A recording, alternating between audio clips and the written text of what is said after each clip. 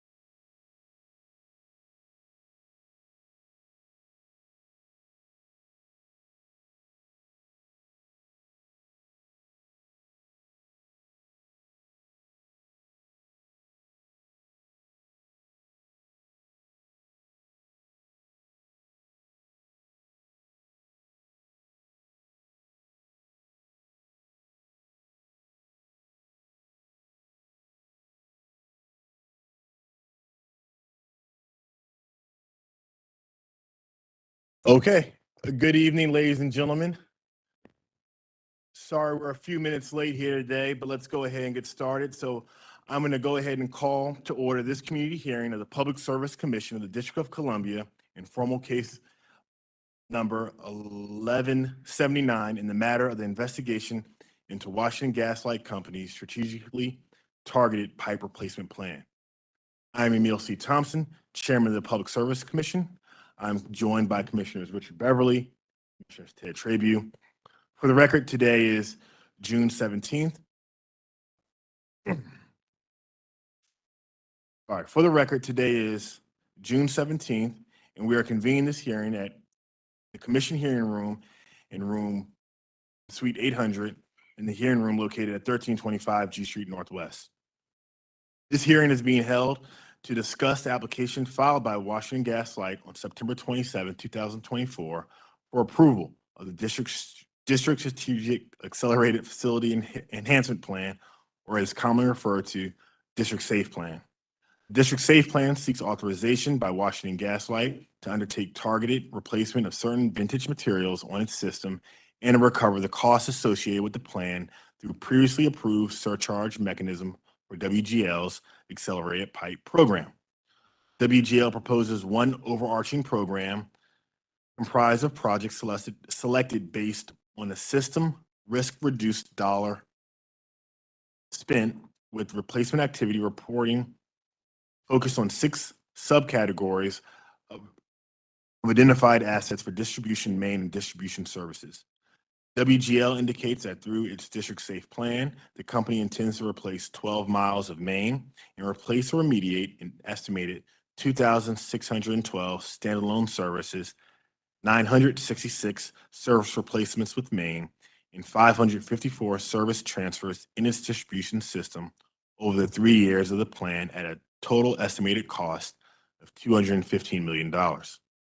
In addition, as part of the plan, the company proposes a customer choice pilot program that will provide customers with advance notice of replacement work and allow them to opt out if they intend to cease service with WGL. Our role as the commission is to ensure that the continued safety and reliability of the gas distribution system in the district. In addition, this case requires us to consider the federal regulations on eliminating hazardous leaks and reducing fugitive gas emissions in the United States. Finally, we must also consider preserving environmental quality, including effects on global climate change and the district's public climate commitments. This community hearing is being held to provide interested persons with an opportunity to comment on WGL's application should they wish to do so. Representatives of organizations shall be permitted a maximum of 5 minutes for oral presentation. Individuals shall be permitted 3 minutes. I know at previous hearings that people have been at, we've been very liberal with those time limits. I would ask people to really hold tight to those 5 and 3 minute time limits. We have a very full room today. We have people online, and we want to be respectful of everybody who's joined and make sure that we get out of here at a decent time tonight. So we will be enforcing those time limits, but that does not preclude you from filing a longer written statement with the commission so that it can be considered as part of the regular docket. At this time, I would like to acknowledge Commissioner Beverly and Commissioner Trabue for any opening comments. Thank you for coming out this evening to share your thoughts with us. I appreciate it, and I'll certainly look and I'll be listening to everything you have to say. And I'll hold this a little closer. I'll be listening to everything you have to say, and if you have something written, I hope that you'll leave it so that I can read that as well. Again, thank you for coming, and I look forward to hearing what you have to say. Thank you, Mr. Chairman. Thank you, Commissioner Beverly. Let me welcome everyone to our hearing room who's come all the way from various parts of the city to come down here this evening. Thank you very much for joining us for the second hearing on this very, very important topic. I will say that the first hearing was just as crowded as this one, and we had a very, very robust discussion. I want to thank you, those of you who joined us last week. I see a number of familiar faces, and those of you who are here for the first time this week. It's a pleasure to have all of you here with us to share your views, as I said, on such an important matter. So again, we look forward to your testimony tonight. Thank you. Thank you, fellow commissioners. I would also like to take this time to recognize the participation of the Office of People's Counsel for the District of Columbia. If there are any representatives, please stand. They may be here a little bit later, but they are the statutory representative for in the party to all of our cases. So we will first begin this community hearing by calling the pre-registered witnesses. And Devise.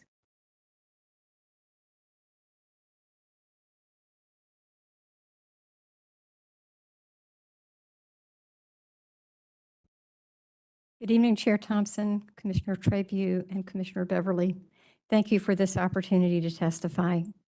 The Commission finds itself in an awkward situation, unable to limit the sale of gas because of a federal charter that created an entity called Washington Gas Light at a time when the company's only product was extracted from coal and burned in street lamps. Washington Gas finds it useful to refer to the charter whenever it feels threatened by the prospect of the district's move toward electrification. The DCPSC is the only public utility regulator in the U.S. with such a statutory obstacle to gas system decommissioning.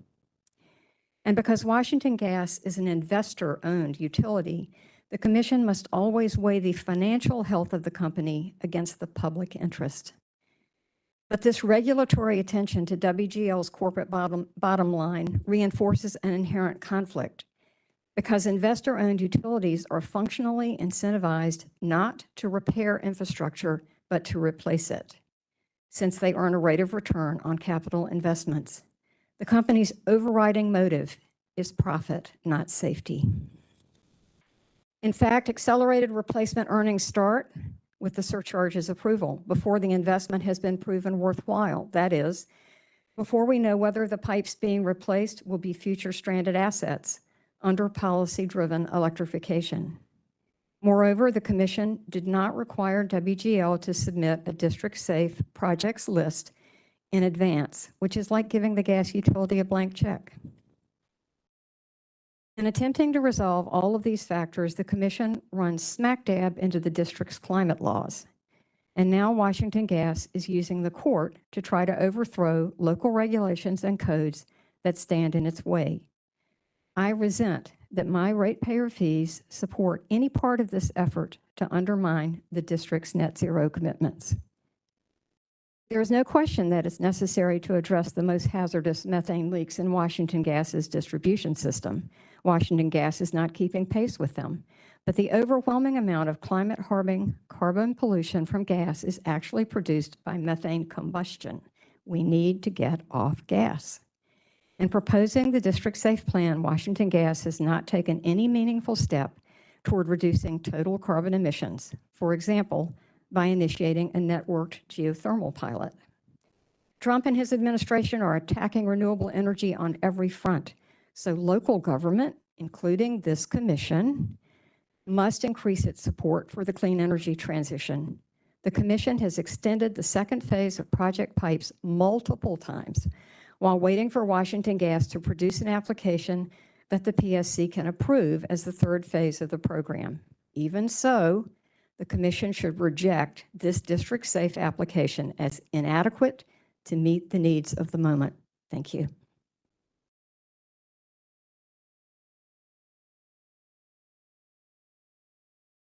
Ann Schreiber. I'm sorry, Audrey Schreiber.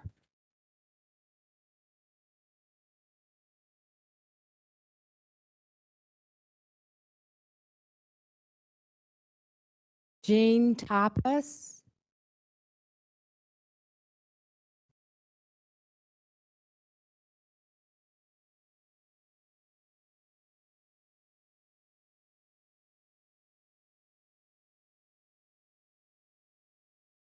There we go. Sorry. Did I just lose my time? Good evening, Commissioners and fellow citizens of the District of Columbia. My name is Jean Tepaz. I'm a 77-year-old grandmother, recently relocated after more than 40 years living in Florida to become a resident of Ward 3 in 2022. I am here tonight speaking on behalf of the DC League of Women Voters as a third-generation member of the League. In my capacity as a member of the DC League climate team, I learned of the forward-looking work that the district has accomplished to reduce fossil fuel dependence and enact carbon zero initiatives. The League strongly believes that the pipe replacement program, District Safe, proposed by WGL is not in the best interests of residents of the district and directly conflicts with stated goals of local governance. It includes large rate hikes and additional funding for a program that would shackle businesses and residents to methane gas for generations to come. It unfairly burdens consumers with paying for an unwanted, and some would say unnecessary, total replacement of existing gas lines and would have serious health impacts on vulnerable populations due to exposure to its many dangerous byproducts. The Public Service Commission previously rejected Phase 3 of the program. We urge you to do the same with this latest proposal. The League believes that the name District Safe is actually a misnomer that could not be farther from the truth. A report commissioned by the DOEE from April through June of 2021 discovered over 3,000 gas leaks, finding nearly 5 detectable leaks per mile of road surveyed. The industry knows that gas can leak at almost every point in its delivery system. We believe that WGL should be held accountable for these leaks and use current maintenance and repair budgets to repair them rather than replace at great cost to the consumer to the entire system. Because WGL, as has been mentioned previously, is an investor-owned corporation, its primary loyalty is to its shareholders, hence its desire to expand gas infrastructure. With its projected completion in the year 2100, this proposal would force customers to invest in and financially support a dangerous, dirty fossil fuel, well beyond the date of 2045 established by DC government for carbon neutrality. The WGL District Safe also conflicts with DC green initiatives. I cite DC Law 25-189, Healthy Homes and Residential Electrification Act of 2024, an amendment to the Clean and Affordable Energy Act, which includes the Breathe Easy program, which provides electrification retrofits for qualifying low-income residents and offers subsidies to qualifying moderate-income households. Enacted in 2008, this Affordable Energy Act proposes to remove people from gas and further electrification to foster other renewable forms of energy within the district. In her letter of introduction to the Sustainable DC 2.0 report of 2024, Mayor Bowser stated, and I quote, "My vision is to make the District of Columbia the healthiest, greenest, most livable city for all district residents. I humbly ask how support for District Safe would enhance these laws and initiatives that are already on the books in the DC area. I thank you for your service to the residents of the district and know that you will keep in mind that your decisions affect all of us." In conclusion, I would like to add a personal comment, not in my capacity as a member of the DC League, but as a citizen of the district. I feel strongly that I am representing the future that my 7 grandchildren, 5 of whom live in the DMV, will inherit? What kind of world do we seek to leave them? Many people will speak far more eloquently than I can to the scientific, economic, and environmental impacts of this proposal, but I ask that you hear through my voice the voices of all of our children and grandchildren, and remember that it is really their futures that we are deciding. I thank you for this opportunity to speak. Max Broad.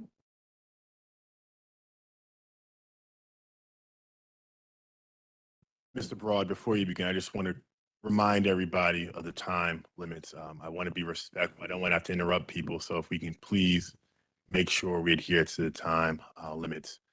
If you have more to say, of course, you have the written statement that can be filed, but I don't want to be in a position to interrupt people, but I want to also be fair to everybody who else is in the room who wants to speak. We have over 25 witnesses today. Thank you. Great, can do. And hello, Commissioners Trabue, Beverly, and Chair Thompson. Nice to be here with you.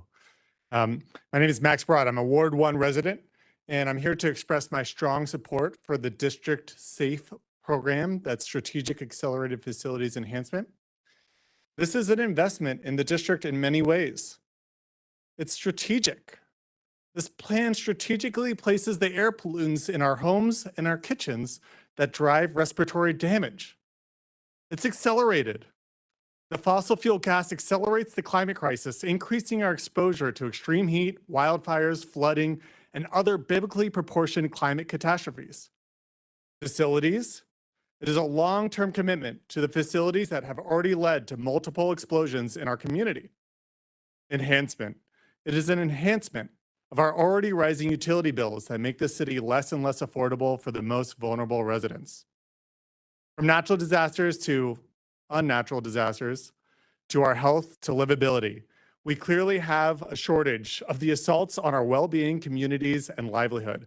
Please find it in your hearts to fund this program as a way to increase our access to the great amenities offered by the District SAFE proposal. Thank you.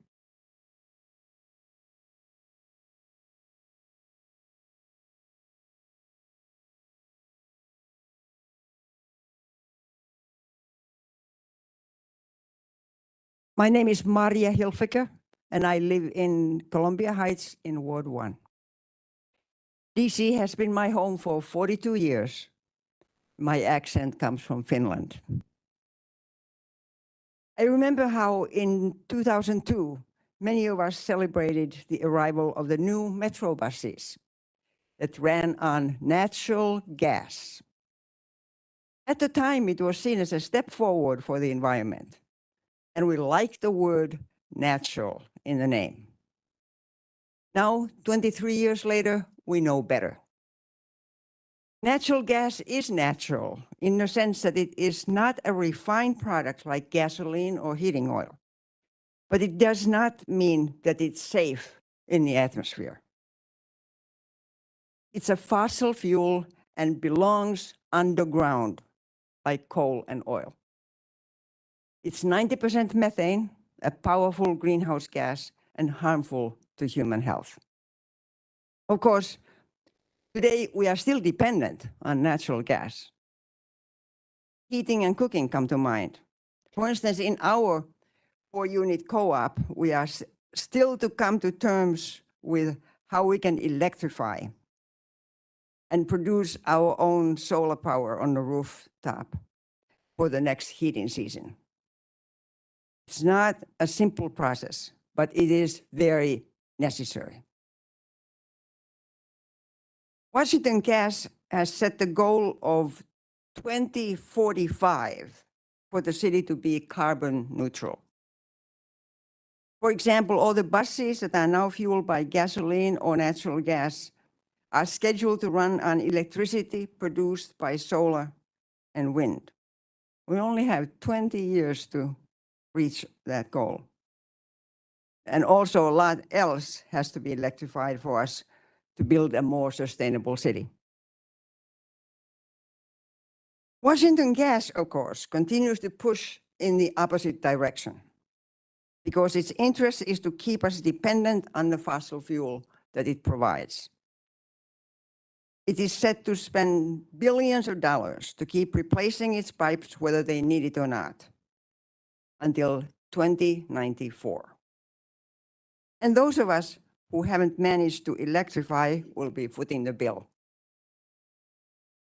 We need the Public Service Commission to help in convincing Washington Gas to focus squarely on improving public safety, to prevent leaks and explosions while we still depend on its services. Overall, we must get beyond gas. The future of our children and grandchildren depends on it. Thank you very much for listening.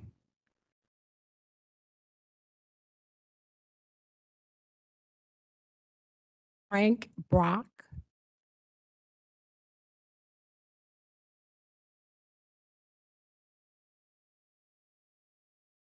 Good evening. My name is Frank Brock. I appreciate the opportunity to speak with you today in support of District SAFE. I serve as Regional Vice President of Operations for Miller Pipeline, overseeing our operations throughout the Northeast and Mid-Atlantic regions. I've dedicated my entire 40-year career to this industry, starting as an inventory clerk in '85, working my way through various operational roles to my current leadership position. I've spent decades maintaining critical infrastructure, particularly in the District of Columbia and other urban areas. Miller Pipeline has a diverse workforce and has been a staple in the DC community for decades. We currently employ 61 dedicated professionals in DC, 44 of whom are minorities and/or women, and many of whom are proud members of Local 11 laborers and Local 77 operators. We also commit to diversity in our contracting, with approximately 36% of our revenue flowing to diverse contractors and suppliers. Working in the district can be difficult. The infrastructure we maintain here is some of the oldest in the country, and we face unique constraints like work hour restrictions, burdensome permitting requirements, traffic congestion, and security shutdowns. These challenges make our work more complex and harder to recruit and retain the skilled workers we rely on. Adapting to these challenges requires us to invest in specialized equipment, training programs, and to incorporate innovative technologies and techniques that make our work safer, more efficient, and less disruptive.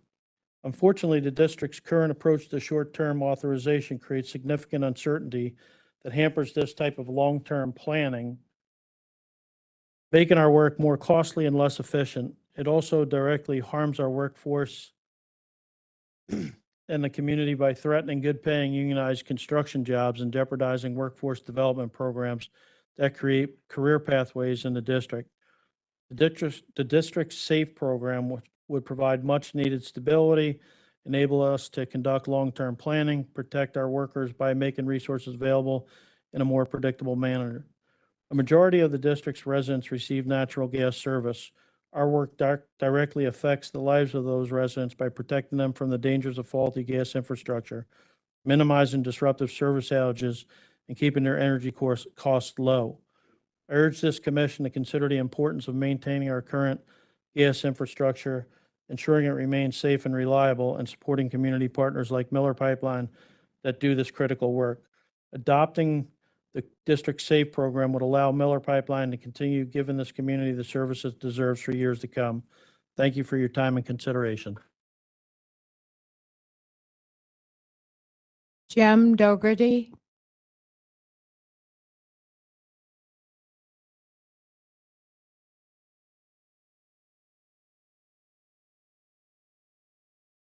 Jim Dougherty. Claire Mills.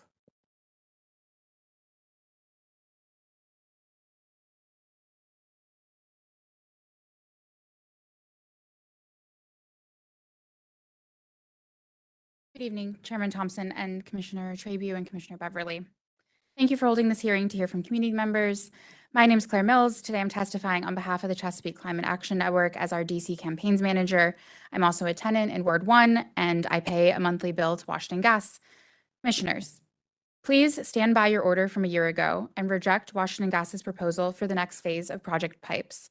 For nearly 2.5 years, Washington Gas has presented this commission and the residents of the district with a series of false choices that have wasted our most precious resource, time. Over these 2.5 years, every hour we have all spent on the company's series of preposterous proposals is an hour we did not spend on crafting a genuine plan for the future of the district's energy system. So, in decades, I'll be honest, when I'm still here to feel the actual consequences of this delay, and many in this room are not, I will remember the hours we all spent arguing with each other for the benefit of only Washington Gas's bottom line. With the time I have today, let me clear up a few of Washington Gas's false choices. 1. Washington Gas has made these proceedings about gas leaks, when in reality, the company will remain responsible for maintaining a gas system riddled with leaks, regardless of your decision in this case. If Washington Gas was serious about reducing gas leaks, the ongoing phase of Project Pipes would target actively leaking pipes, or at the very least, the cast and wrought iron pipes most likely to leak. Instead, they're replacing pipes installed in the last 25 years at a cost 4.5 times as high as the average past cost to replace service lines. Instead, their work in 2023 resulted in only a 0.16% reduction in leaks. If Washington Gas was serious about reducing gas leaks, they would develop a real proposal with actual project information to address the only 7% of the leaks that account for 50% of the total leaked gas. Instead, they ignore the requirements outlined in your Order 22003 and submit 3 paragraphs that hint at an actual plan while blocking every data request and transparency measure they can. The bottom line is simple. Safe and reliable service is the company's obligation to the people of DC, whether we pay a Project Pipe surcharge or not. False choice 2. Washington Gas claims we must spend even more ratepayer money to prevent the greenhouse gas they sell from becoming emissions, when obviously the most effective way to reduce methane emissions is to stop using methane. If Washington Gas was serious about mitigating their contribution to climate change, they would actually measure the methane emissions due to the use of their product. Instead, they calculate greenhouse gas emission reductions achieved through accelerated pipeline replacement so far with a formula, an effectively meaningless estimate. Instead, they fill their proposal with claims about future emissions reduced once all leak-prone vintage materials have been retired or replaced. Instead, even those numbers only focus on Scope 1 emissions, ignoring the full cost to society of their product that leaks all the way from when it's fracked in Pennsylvania to the stove in my kitchen. Instead, they propose a new predictive JANA model, but give insufficient information on the inputs, methodology, and outputs of that model. Instead, they propose a customer choice pilot program that creates the ultimate false choice and perpetuates the financial, climate, and consumer protection risks of an unmanaged gas transition. Instead, they waste 2.5 years of the precious time we have left to mitigate the climate crisis that is already changing weather in the district. And although there are many more, let me cover one more false choice for you all tonight. Washington Gas tries to tell us that Project Pipes is the best way to secure good union work in DC, when in reality, they're leaving us all to fight for scraps while their millionaire executives rank in the big bucks. Again, whether or not this project continues does not change the work that must be done to fix over 1,000 leaks on Washington Gas's system. The miles of corroding cast iron must be addressed through replacement, repair, or strategic decommissioning. Either way, there are decades of work to be done for union workers to keep our gas system safe as we transition to clean energy. If Washington Gas was serious about protecting its workers, they would work with all of us to manage that transition for their workers. And let me be clear, that transition has already begun. Thousands of customers have already cut off their gas service in the district. If Washington Gas cared about its workers, the CEO of AltaGas would not rake in over $6 million a year from his office in Canada while pipe fitters breathe dangerous methane gas every day in their work. The truth Washington Gas does not want us to embrace is that we can have it all: good jobs, low gas bills, or no gas bills at all, and an energy system that doesn't kill us or our planet. Commissioners, we are simply out of time. Our gas bills are due, the climate crisis is here. 10 years of this wildly over budget, ineffective program is enough. 2.5 years of this merry-go-round with Washington Gas is enough. Reject this proposal and lead us to a truly safe district. Thank you. Claire Hacker.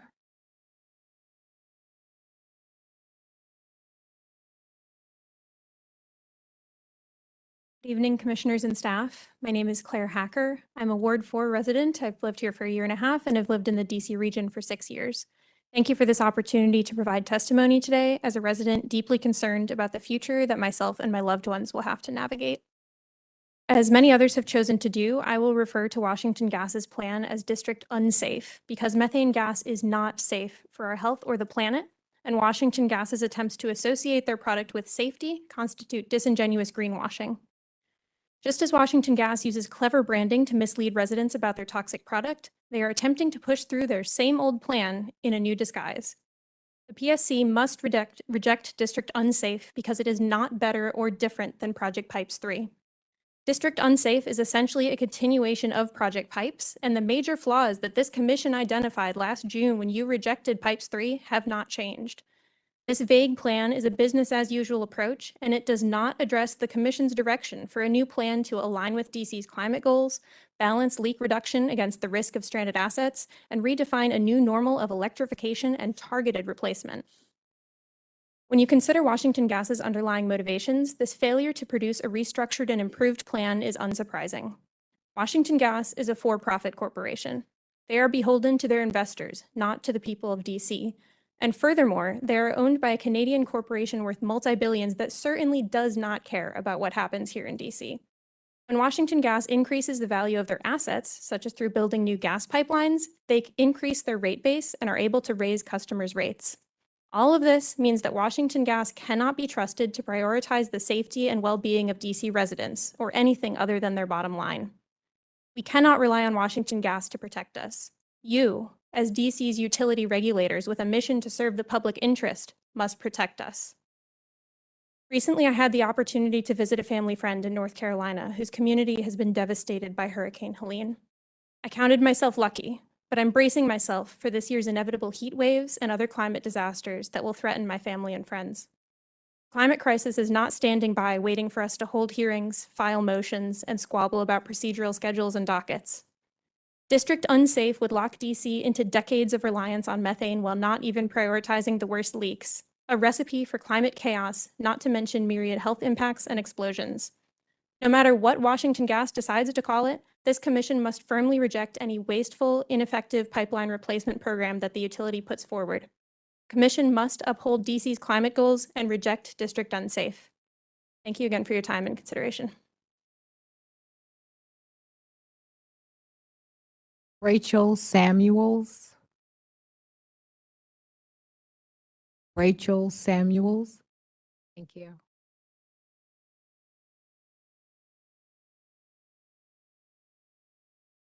Hello, my name is Rachel, and I want to thank you for listening to us today. After the presidential election resulted in my unemployment, it took me 6 months to get a new job, actually in measuring greenhouse gas emissions. But so many people in DC are still without a paycheck. So obviously, DC residents can't pay for this Washington Gas project. AltaGas and Washington Gas, as many people have said before me, aren't actually repairing broken or leaky pipes. They're doing this to rake in profits for themselves, and we are not okay with it. The fact is, there are affordable and accountable clean energy options that we could be using right now. The only investment in Washington Gas that I would support is an investment in switching to clean energies like geothermal.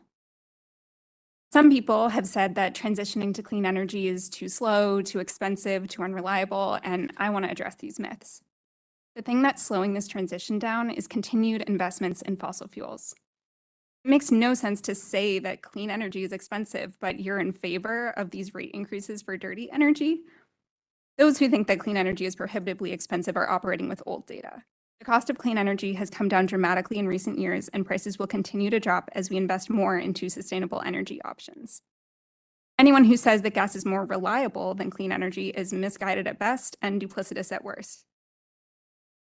Unless they're talking about how gas appliances reliably give people asthma and cancer, or how methane gas is reliably trapping heat and wreaking havoc on our planet, or how gas leaks that this project won't fix will reliably explode, like the gas explosion at the daycare center in Southeast last year that leveled an entire building.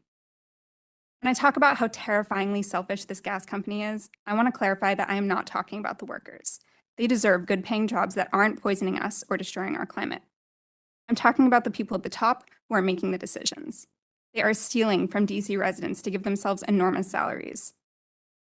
Since our current presidential administration is bought and paid for by fossil fuel executives, Americans now need to work at the state and local levels to push forward an equitable clean energy transition. That's why I made the choice to be here with CCAN today. At CCAN, we share this dream of a stable and healthy climate future where we can breathe clean air, drink clean water, and live prosperously for generations surrounded by bountiful nature. That future is still possible. It comes down to decisions like the one you have before you today. I'll finish by saying this. In grad school, I focused on mass atrocity prevention. I've studied the most brutal genocides in history. And I still think the worst people in the world are the people who run fossil fuel companies. They are making massive amounts of money by peddling products that they know are killing us, all of us, including the people who work for them. Think about that. They've known for decades about the greenhouse gas effect. They know that their products are destroying our health, our planet, and the future of humanity. And they choose to continue down this destructive path. They're sacrificing all of us just so they can get rich and stay rich. I would love for AltaGas and Washington Gas to prove me wrong and help us build a safer, healthier future by transitioning to clean energy. As commissioners, you can lead the way there by rejecting this ridiculous investment in methane gas. It's not too late. Thank you. Antoinette Ford.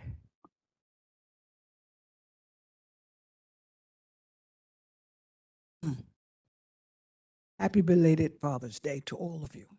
Thank you. My name is Antoinette Ford, and I'm from across the river. I'm about 45, 48-year resident of Ward 7. I live in the middle of a park. I was there before the Kutso came. I was there before the foxes from the forest came, from the zoo.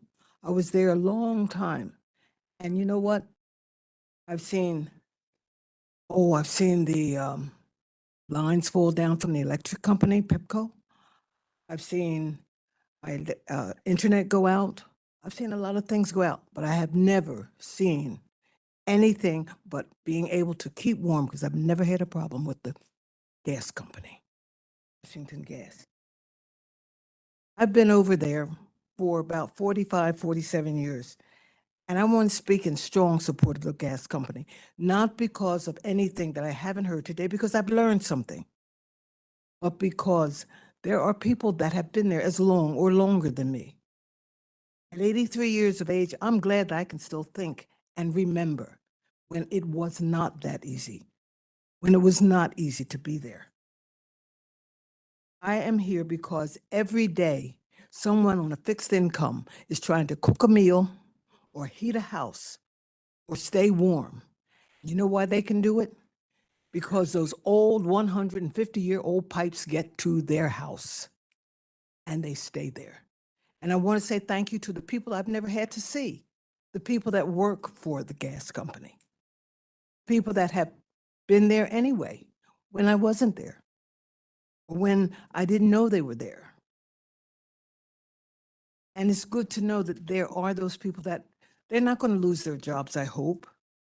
What happens if you have something for 150 years and it's just now having to be repaired?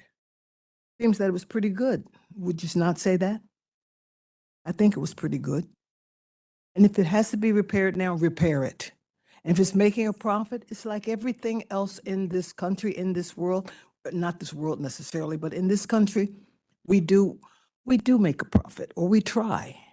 And there's nothing wrong with that. And we have to respect it. But we have to keep in front of us that we're talking about the people of the district as well. Those that are on fixed incomes that may not be able to afford the high price that's going up. Gas is not the most expensive. Trees are important. I have trees over there older than me. And they're still standing. And we're talking about 2045 or 2055, 50 years from now, 30 years from now. People in this room were not born when I came to the city. And I'm still standing. I hear amen corners over there. That's okay. Thank you very much. But the point is, some of us can speak for ourselves from data, analysis, and anything else that we want. But some of us live and we don't have time to read or if we read it, we're not quite sure what it all means, what it fully means. Not because we don't understand it, but because we've never sat back and joined an organization that represented, because we're out working, trying to pay the bills to keep it going. And let's remember that. And all I want to say is thank you for letting me have this opportunity to speak to you, because I'm only representing myself, not an organization, but I do represent across the river. And I thank you very much for your time.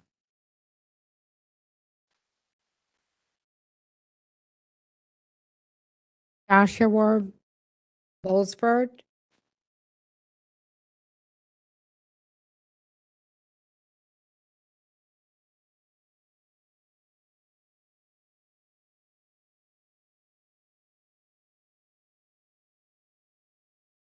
Good evening, Commissioners. My name is Genevieve Bovair, and I live in Capitol Hill. I'm here speaking on my own behalf to express strong support for the District Safe program. District Safe is a common-sense public safety initiative.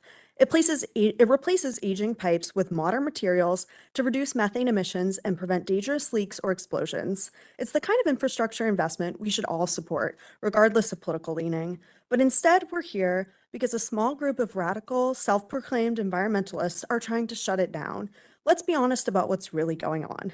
Their opposition isn't about safety, and it's not about cost, and it's certainly not about emissions. It's about one thing, which is eliminating natural gas, no matter the consequences. And the hypocrisy on display is stunning. The activists are claiming to care about the environment, but they oppose a project that directly reduces emissions. They claim to care about public health, but they're willing to gamble with lives and property by letting aging infrastructure go unaddressed. They call for electrification as a solution, but what does that really mean? Electrification isn't the clean fantasy that they make it out to be. It's not clean when 15% of the power comes from coal. It's not green when 45% of the grid is still powered by natural gas, just burned in a plant outside of the city instead of directly in your home. Trading gas by pipe for gas by wire isn't a solution. It's a shell game, and pretending otherwise is either willfully misleading or dangerously naive. Meanwhile, we're facing skyrocketing electricity costs and real risks to grid reliability. Blackouts are becoming more common. The push to electrify everything without planning for supply makes the system more fragile. And while activists shout about climate justice, the policies they push actually hurt working families the most. The truly responsible environmental position is to support the direct use of natural gas and ensure it's delivered safely through modern infrastructure. District Safe does exactly that. Rejecting it would set us back on safety, on emissions, and on affordability. We might have flying cars one day, but until then, we still have to maintain the roads and bridges we use today. And the same goes for our energy infrastructure. Don't let ideology masquerade as progress. Approve the District Safe program and protect the people of DC with the reliable, affordable, and lower emission energy systems they deserve. Thank you.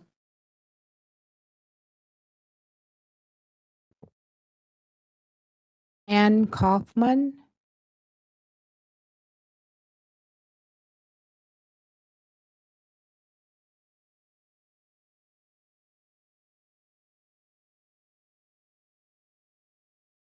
Good evening. Thank you for giving me the opportunity to testify. My name is Ann Common. I am speaking on behalf of the Ward 3 Democratic Committee. I am the first vice chair of the committee. Ward 3 Democratic Committee opposes Washington's gas petition to allow it to go forward with District Safe, essentially Project Pipes.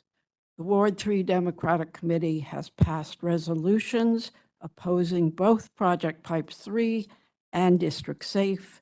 Our resolutions will be submitted in our written testimony. We oppose Washington Gas's petition because of safety concerns, because of its excessive cost, and because Washington Gas continues to totally ignore its need to comply with the district's climate mandates. Washington Gas's inadequate dealing with gas leaks and outrageous charges. Washington Gas is doing an inadequate job of dealing with gas leaks, and its performance on fixing gas leaks has deteriorated since it started Project Pipes, while charging ratepayers an excessive surcharge for replacing pipes at an accelerated rate. An April 5th, 2023 article in City Paper detailed a homeowner's horrible experience, including gas poisoning, when trying to get Washington Gas to fix gas leaks in her home. The article goes on to say that when Washington Gas launched Project Pipes in 2014, Washington Gas described it as, quote, a project to make DC safely dependent on methane, unquote. Making DC safely dependent on methane is an oxymoron, and continuing the use of methane and replacing more pipes unnecessarily is totally inconsistent with DC's carbon emissions laws and its increasing move towards electrification. Additionally, according to the same city paper article quoted above, in a filing with the PSC, Washington Gas admitted that much of its Pipe 3 spending is, quote, compelled not by any data on leaks, but instead on where PEPCO is digging, unquote. In other words, where it is convenient and not necessary. In 2023, gas leaks in the district improved by only 0.16%. Gas explodes. Washington Gas should be concentrating its pipe replacement on dangerous leaks, not convenient spaces. Additionally, Washington Gas has failed to meet its goals for replacing pipes and repeatedly had cost overruns while charging the excessive surcharge. Washington Gas is requesting 43% more funding to complete less work than it did as part of Pipes 2. Conflict with the district's climate goals. Washington Gas does not deserve to go forward to District Safe, as it contravenes the district's mandate to be carbon neutral in 2045 and to keep decreasing carbon emissions before then. The majority of the council has written to the commission over both Project Pipes and District Safe conflict with the district's climate mandates. Mission Order number 22003 directed that Washington Gas submit a plan that, among other things, focused on, quote, aligning climate and electrification policies, unquote. Washington Gas has not done so. Washington Gas needs to change its business model to align with the district's carbon mandate and to concentrate on fixing leaking pipes. Washington Gas should not be allowed to go forward to the District Safe. Thank you for your time. At the end of other in-person testimony, may I put in a few personal words? Thank you.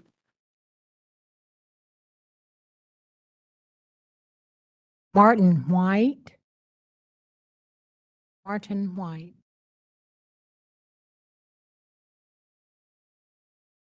Good evening. I'm Martin White. I'm a DC resident and a homeowner in the Tenleytown area. I'm also a recently retired federal attorney and have spent a lot of my career representing both federal economic regulatory agencies and at one point District of Columbia economic regulatory agencies. I urge the commission to not approve District Safe and to require Washington Gas to take a more targeted and less capital intensive approach to dealing with gas leaks and maintenance problems. And I come at this, I guess, from two perspectives. One is I have a 100-year-old home that relies on gas, heat, and hot water, and I'm concerned that the rate base not include unnecessary long-term capital expenses that are going to go into my personal bills. On top of that, I am concerned about climate change. More importantly, the city has shown its commitment to concern about climate change through legislation. And of course, this commission has properly recognized concerns with the externalities of the energy sources it regulates. In this circumstance, District Safe doesn't make sense because it's part of a program of essentially building a whole new system of gas infrastructure. which might make sense if we assume that the district is going to be relying on gas to the same extent it is now, 50 or 75 years from now. But clearly that's not the case and can't be the case in light of the problems of global warming and the commitments of the city. And I should add here that these environmental policy issues, there's a confluence of them with more traditional rate-making issues, because whatever you think of the policies, it is simply predictable that there is going to be a lot less use of natural gas in the city in the future. This is both, again, because of climate change, because of policies, and simply because of the evolution of technology. You have technologies that were once futuristic and are now routine, like home electric heat pumps. You have emerging technologies like batteries that are cheap enough to become part of stabilizing the electric grid, possibly future technologies like cheap enough geothermal. It's simply predictable that 20 years from now, 50 years from now, there's going to be a lot less use of gas, which means that long-term investments of gas are likely to become stranded assets and are likely to end up being paid for by a shrinking number of customers. So thank you for your consideration and to these issues. Mike Litt.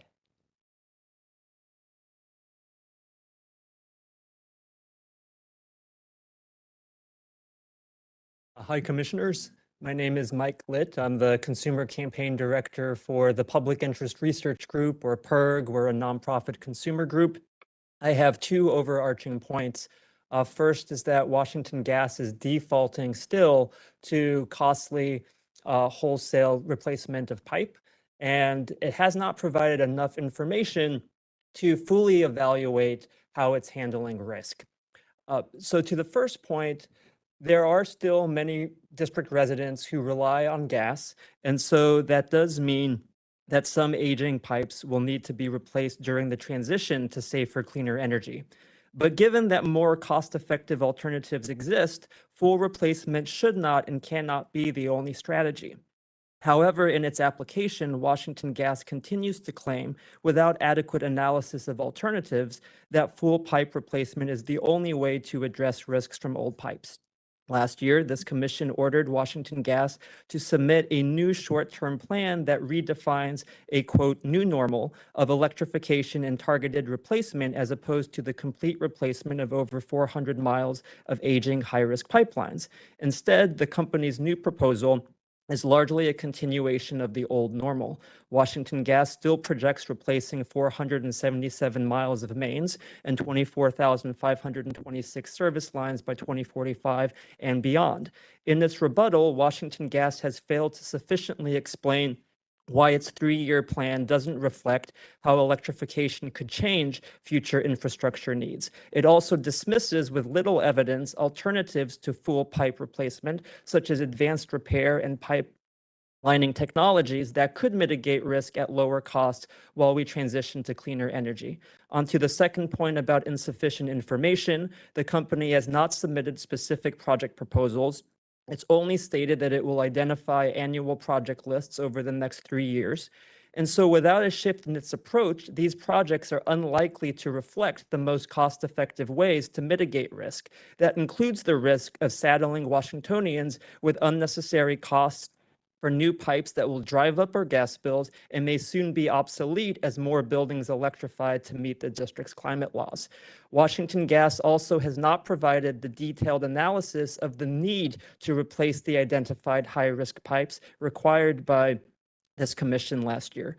Further, its recent updated project list for the extended Project Pipes 2 plan raises questions about how cost-effective and risk-reducing the district's SAFE projects will be. Just 3 weeks ago, Attorney General Brian Schwab, on behalf of the DC government, submitted findings that, quote, WGL has not selected projects that are the most cost-effective available in terms of risk reduction per dollar spent, and, quote, based on the data of pipe age and materials, it does not seem like WGL is prioritizing the oldest pipes or even the riskiest materials. While the district safe proposal does not explicitly state a per mile cost, it estimates $129 million to replace 12.4 miles of main pipe. That works out to roughly $10.4 million per mile over the 3-year period. With hundreds of miles of pipes remaining, we're concerned this foreshadows escalating costs as Washington Gas seeks to continue a program previously estimated to cost billions. So on to our recommendations. For all these reasons, we urge the Commission to reject District Safe in its current form and require Washington Gas to show that it fairly and reasonably considered non-pipe alternatives and targeted repair. To that end, we urge the Commission to require Washington Gas to provide an opportunity for the Commission and stakeholders to evaluate its risk ranking methodology with full transparency, a risk ranking of all pipes it wants to replace over the coming decades, so not just the ones within District Safe, the risk reduced per dollar spent for each, and a comparison to the cost and risk reduction of repair and other non-pipe alternatives. Thank you for your time. John Capozzi.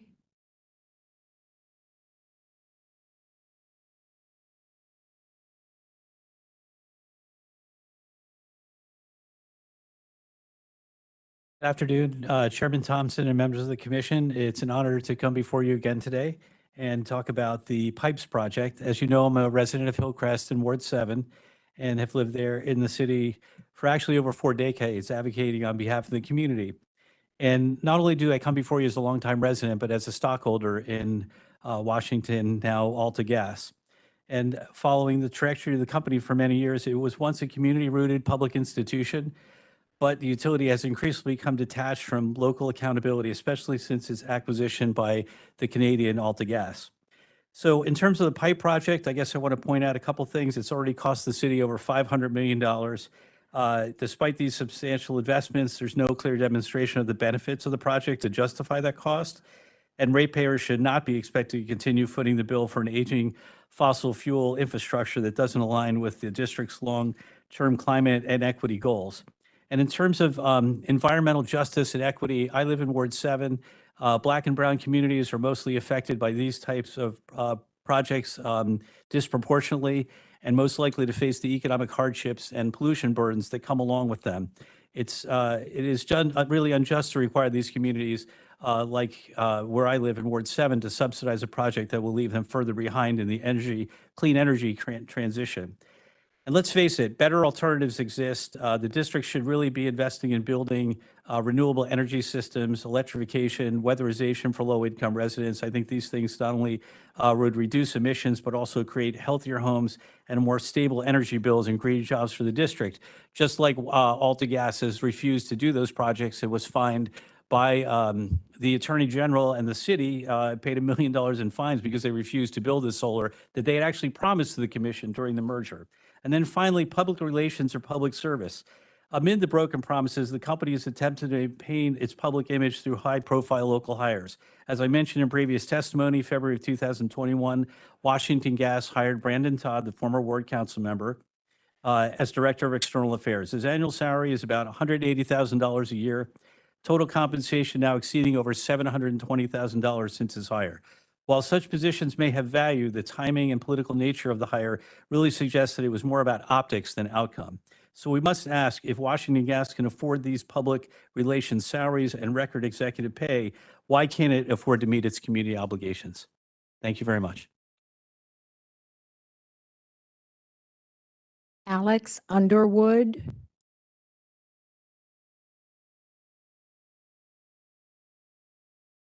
Good evening, everyone, and thanks for the opportunity to speak. I don't have any facts that you haven't heard, so I'm instead going to give you a brief pep talk. Climate change is a global problem, and most people think of solutions at the national level.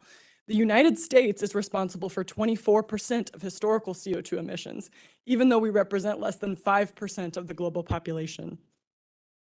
What will our country do to satisfy this moral obligation? Absolutely nothing, at least for the next 4 years. Worse than nothing, the federal government is leaning into economic growth at all costs policies that fuel the climate crisis and stuff the pockets of millionaires. So how do we stop climate change? We do it locally, starting in this room. That's where the power has been all along for communities and local governments brave enough to seize it and to be a part of a movement to something different, which can be scary. The motivation is also local, given that the same local systems causing climate change also cause health-damaging local pollution, often impacting the most marginalized communities. Chairman Thompson and Commissioners Beverly and Trabue, this is it. This is your opportunity to wield local power on behalf of residents. It's your chance to move DC in the right direction, even while the country is backsliding. I'm sure the decision is complex and difficult in ways that I don't understand. I'm sure Washington Gas has very smart people telling you very convincingly that there are no other options. But charging residents more to make them worse off, for many in the short term and for everyone in the long term, is simply not the right thing to do. It's time to say no to district unsafe and to do it completely and quickly. No more feet dragging while cancerous gases leak out of WGL's pipes. Tell them unequivocally to prioritize pipe repair and then to make a plan to either A, rapidly transition to renewable energy, or B, phase out of existence to make way for energy systems that prioritize people and their jobs over profit. Thank you.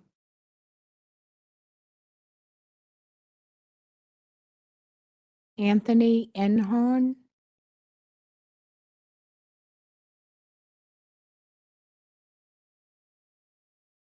Thank you, Commissioners, for the opportunity to speak today. My name is Tony Inhorn. I've lived in DC for about 2 years, and I'm here to testify against Washington Gas's request for the PSC to approve $21.5 million in funding for District Safe.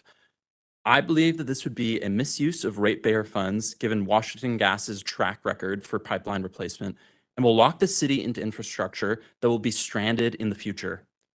All of this will make it harder for young people like me to build lives here in DC. District Safe is simply a reworked version of Washington Gas's previous PROJECTpipes plan, which the Public Service Commission did not approve. It does not offer a comprehensive vision for the pipes that will be replaced, and it asks for even more money than previous plans, despite the fact that Washington Gas has consistently come in over budget in their pipeline replacement work.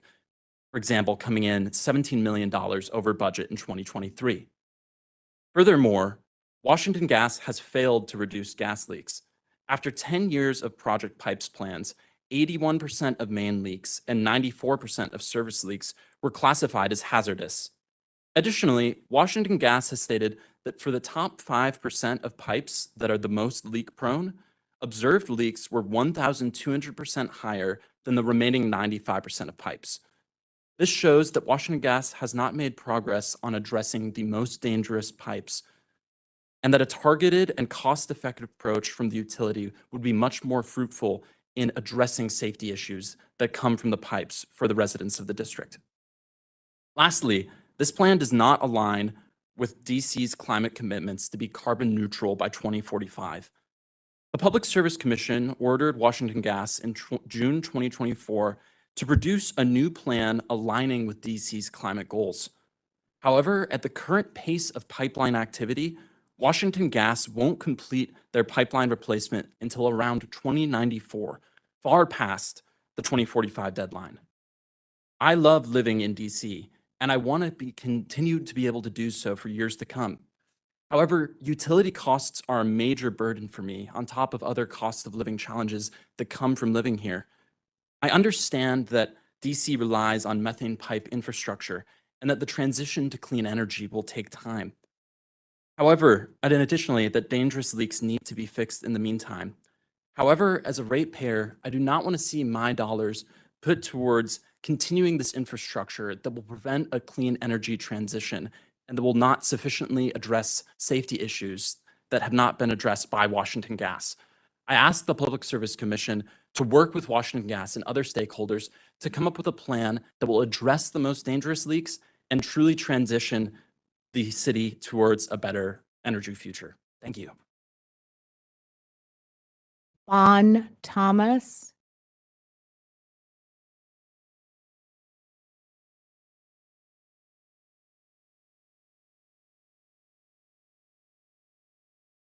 Good evening, everyone, and thank you for allowing me to speak today. My name is Vaughn Thomas. with the labels Local 11. Here to speak in support of WGL. Direct service, direct safe service fund is a fundamental has a fundamental purpose to protect the safety. To protect the safety of the public from exploding buildings. This program was not created by Washington Gas. It was created by WS, Pipeline Hazardous Material and Safety Administration under Obama administration in December of 2011. PHMSA issues a call to action to create a rate mechanism that will enable pipe operators to take responsible measures to repair, rehabilitate, and replace high-risk gas pipe infrastructure. Excuse me. In making a clear action, PHMSA is motivated a series of pipeline accidents in California and also in Pennsylvania. That was in 2010 and 2011, in which involved terrible loss of life and property, and it can occur if adequate action to the integrity of the pipe infrastructure. I understand that people are concerned about the climate change. I am too. But also concerned about the possible gas. Oh, God.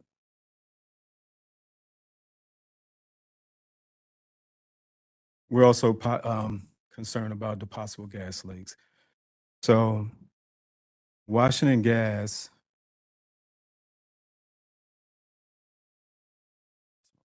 so sorry, I apologize for this.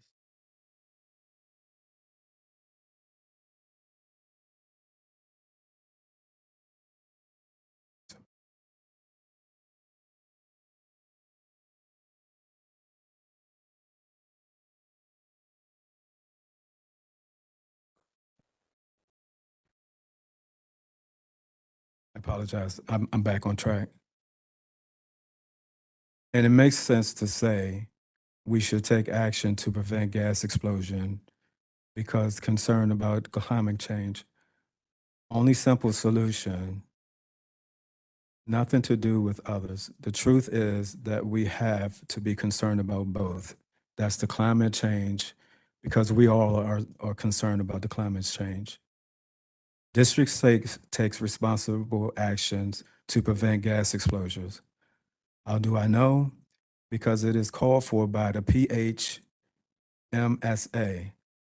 PHMSA is the expert in this area and continue to support the accelerated pipe replacement supported by the dedicated cost recovery charge. The commission should approve the WGL Purpose District Safe Plan with staffing levels to a minimum of 40 contractors crew to ensure the WGL has the skilled workforce to replace the high pipe. I thank you for allowing me to speak tonight. We have a lot of workers that are DC residents. They are looking forward to high-paying jobs. They want to make sure that this is done by a majority of the DC residents that will replace these pipes, and they will do an excellent job to make sure that these pipes will be replaced the way that it's supposed to. Thank you. Ashikla West.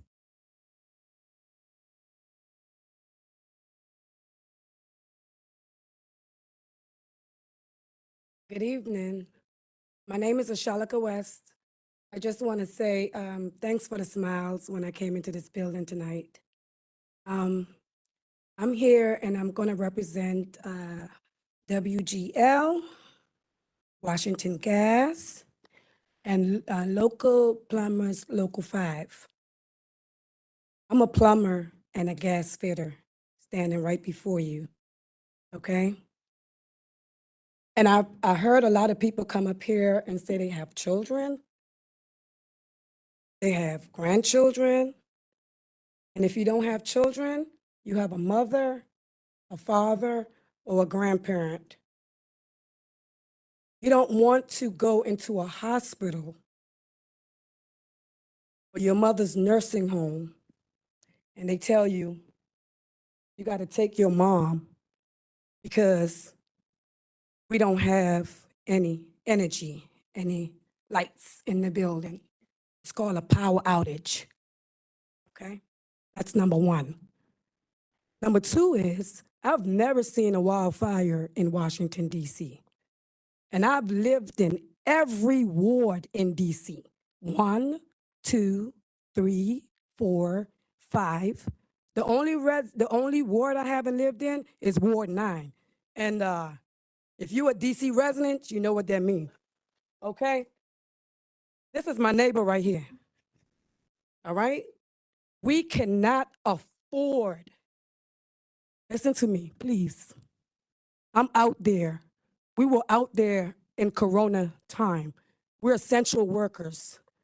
We cannot afford to lose Washington Gas. It's not about the money. It's about safety. Electricity is the most number one cause of fires in residents, okay? It's called Google. Hold up. I'm just gonna read this. 48 minutes, 48 seconds. While both electric and natural gas systems causes fires, electrical systems are more commonly implicated in home fires, particularly in residence settings. However, gas-powered vehicles have higher incident rates compared to electrical vehicles, and I'm gonna leave it like that.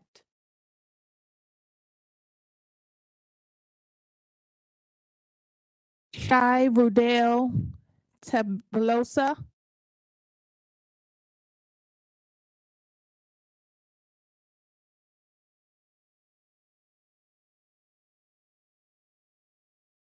Good evening, Commissioners. Good evening, Commissioners. My name is Cheridel Tabasola. I'm the Vice President of Government Affairs for the Restaurant Association of Metropolitan Washington. I'm also a 20-year resident of Ward 2. For over a century, RMW has served more than 1,500 entrepreneurs and small businesses across the region. Our members include neighborhood favorites, family-owned establishments, homegrown restaurant groups, and regional and national favorites. Together, we are one of the largest job creators in the district and leading contributors to the local economy. RMW thanks the Public Service Commission for this opportunity to submit and comment our strong support for Washington Gas's continued work under the District Safety and Facility Enhancement Program. Like any other business, a keystone of the restaurant industry's success is dependability, especially when it comes to energy. Natural gas is integral to our daily operations, whether it's for high heat cooking techniques like wok frying, grilling, and flame searing, or for hot water needed for sanitation or heating in the winter months. Reliable natural gas is not a luxury, it's a necessity. You could say that natural gas is the secret ingredient in every meal that is served in the district. But reliability starts with safety. As an industry that serves thousands of diners every day, we understand the importance of proactive infrastructure maintenance. The District SAFE program addresses the replacement of aging pipelines before the problems arise, reduce risks to both the public and to businesses that rely on consistent energy access. And we commend Washington Gas for investing in the long-term safety and resilience in the district's natural gas system. By modernizing critical infrastructure, the District SAFE program not only safeguards residents and businesses, but ensures that restaurants of all sizes can continue to thrive and contribute to the vibrant culture and economic fabric of our city. And additionally, one last note that building a greener future calls for making practical progress. RMW, like many here, supports the important goals of climate legislation, but we're also mindful that the transition to cleaner energy has to be grounded in real realities, including consideration of the amount of electricity that is generated by coal and the finite capacity of our current grid. A thoughtful approach must balance environmental goals with the market and infrastructure realities to ensure that we all remain viable contributors to environmental progress. We urge the Commission to support the continued advancement of the SAFE program, and thank you for your consideration. Trent Leon.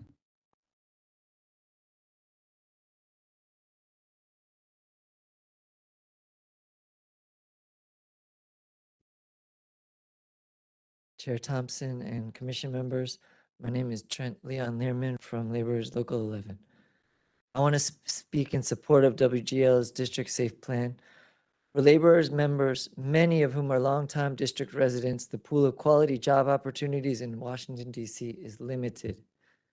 The construction jobs supported by Washington Gas help sustain working families and promote a higher quality of life compared to lower paid jobs in other sectors of the economy. For many workers and their families, these jobs represent stable middle-class employment with health insurance and retirement benefits. The program also is critically important for Washington, D.C. The Commission has previously acknowledged that there is an imminent threat to public safety that requires WGL to continue to replace leak-prone aging infrastructure. WGL has made some progress, but the work is far from over. The district has 472 miles of high-risk pipeline, including 411 miles of cast iron and unprotected steel. Cast iron mains are twice as likely to cause fatalities and injuries. With significant at-risk pipe and services remaining, the Commission should be accelerating the pipe replacement program and cost recovery. Replacing these aging leak-prone pipes will significantly enhance public safety by reducing the risk of gas leaks and explosions. The District Safe Plan incorporates lessons learned from previous programs and addresses key recommendations from audits, including risk prioritization. The plan uses an advanced risk model to target the highest risk pipes. The Commission should approve WGL's proposed District Safe Plan while providing flexibility to the company to accelerate beyond current levels and establish contractor staffing levels at a minimum of 40 contractor crews to ensure WGL has the requisite skilled workforce to replace the highest risk pipes. WGL projected it needed 20 crews in 2024. Doubling the number of crews ensures the company has the skilled labor it needs to ramp up. The Commission should approve WGL's proposed District Safe Plan and establish contractor staffing levels at a minimum of 40 contractor crews to enable prioritization of replacing the highest risk, most leak-prone pipes in WGL's system, which is crucial for protecting public safety and preventing potentially catastrophic gas leaks and explosions. Thank you. Genevieve Boasvert.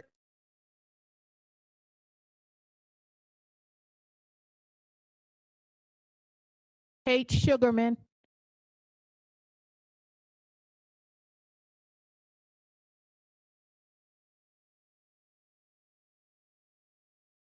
Good evening. I'm Dr. Kate Sugarman. I've been a public health doctor in Ward 1 since 2003. Thank you to the commissioners for having us speak. I want to register my strong opposition to District Safe. It is district unsafe. There's nothing natural about natural gas. The science is very clear. Natural gas is methane gas, and my patients who are primarily low income, medically vulnerable, are paying the price. So it's my job as a doctor when patients have asthma, when their lungs are poisoned by the methane gas to treat them. I have the much worse job of diagnosing patients with cancer because of methane gas. We need, as a proud union member, I'm a union member of UAPD, we need to transition our union members to clean economy, to a clean job. As another speaker said, there's a lot we cannot control right now. When the forest fires blaze in Western Canada and our skies turn orange, we cannot control that, but we can control what we do in Washington, D.C. We cannot control the White House at this point, but we can make our district cleaner and safer and not have a project unsafe. And in final, the White House is trying to cut our Medicaid. Maybe we can't control that, but what's going to happen when our patients don't have enough Medicaid and then they get sick from Project Unsafe, from Project Pipes? Thank you.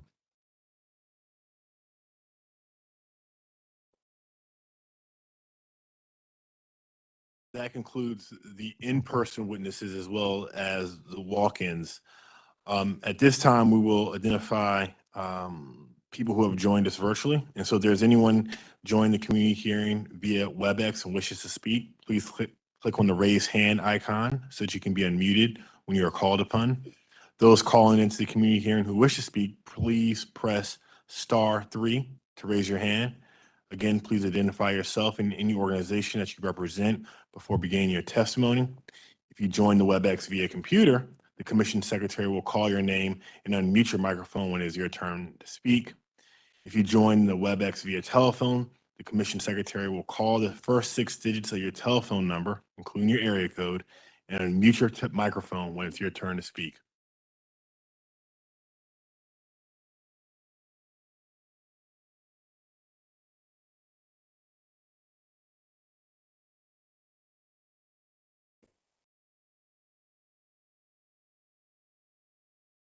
Before we go to the virtual witnesses, I believe we're going to do. Ma'am, I'm sorry if you just don't. Just let them get your name first, and then we'll have you come up.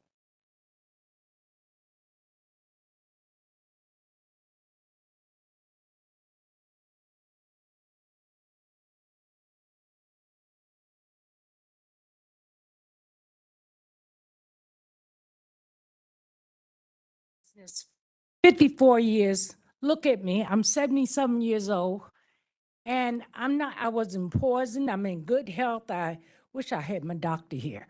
But what I want to say, I did this because we work hard. We've had Washington Gas over 100 years. I don't know what's going on here, but we can't just change overnight. So it's going to take some time. Lest the pipe be put in that has to be put in. And you can look at me, and I'm a grandma and a great-grandma. I'll take care.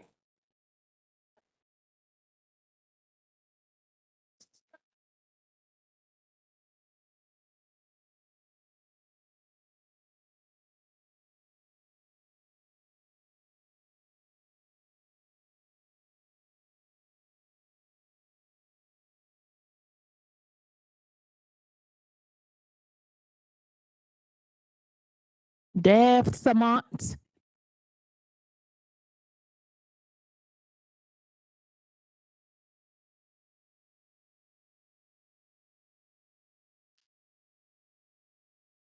Hi, Sharks. My name is Dev Samant, and I am from Ward 2. I am seeking $215 million for 0% equity in my company. Are you concerned about CO2 emissions, health impacts of methane, and explosions from pipes?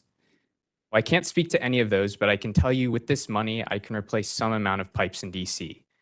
I can't guarantee how much I will replace. It could be 12 miles, it could be 1 mile. But my plan is to use a highly sophisticated black box algorithm that's ever shifting to identify an area to replace using 60+ custom data inputs like my daily horoscope. Now, it's important you authorize this money and pay me as soon as I start digging. Otherwise, my other investors will lose confidence in my ability to make money. Never mind all the wealth and confidence that my parent company has. This is just how things have always been done. Okay, what I just pitched was approximately the length and level of detail in WGL's district unsafe application, excluding the introduction and testimonies.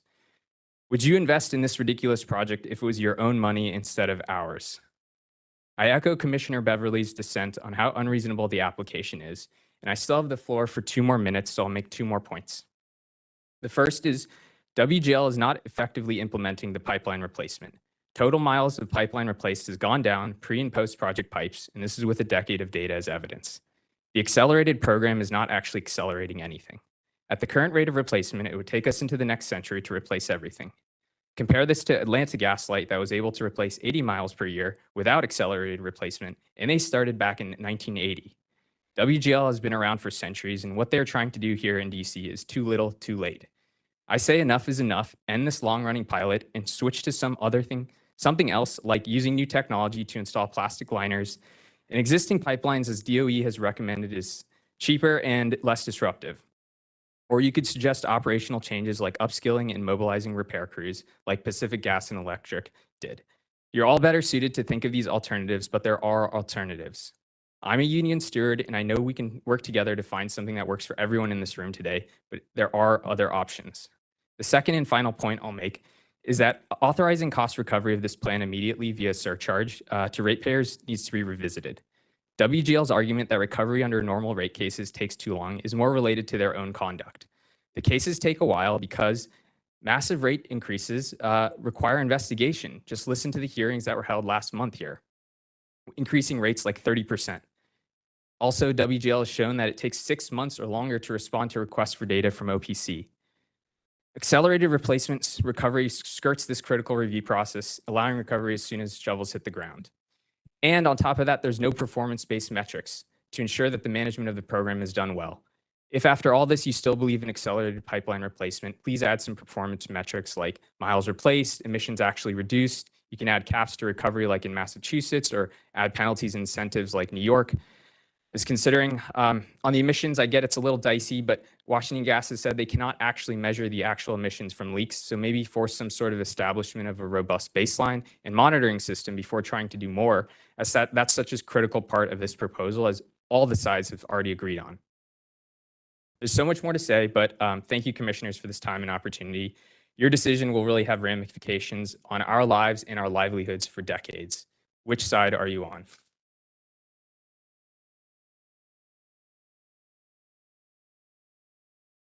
Someone registered just with their first name to speak. The first name is Stephanie.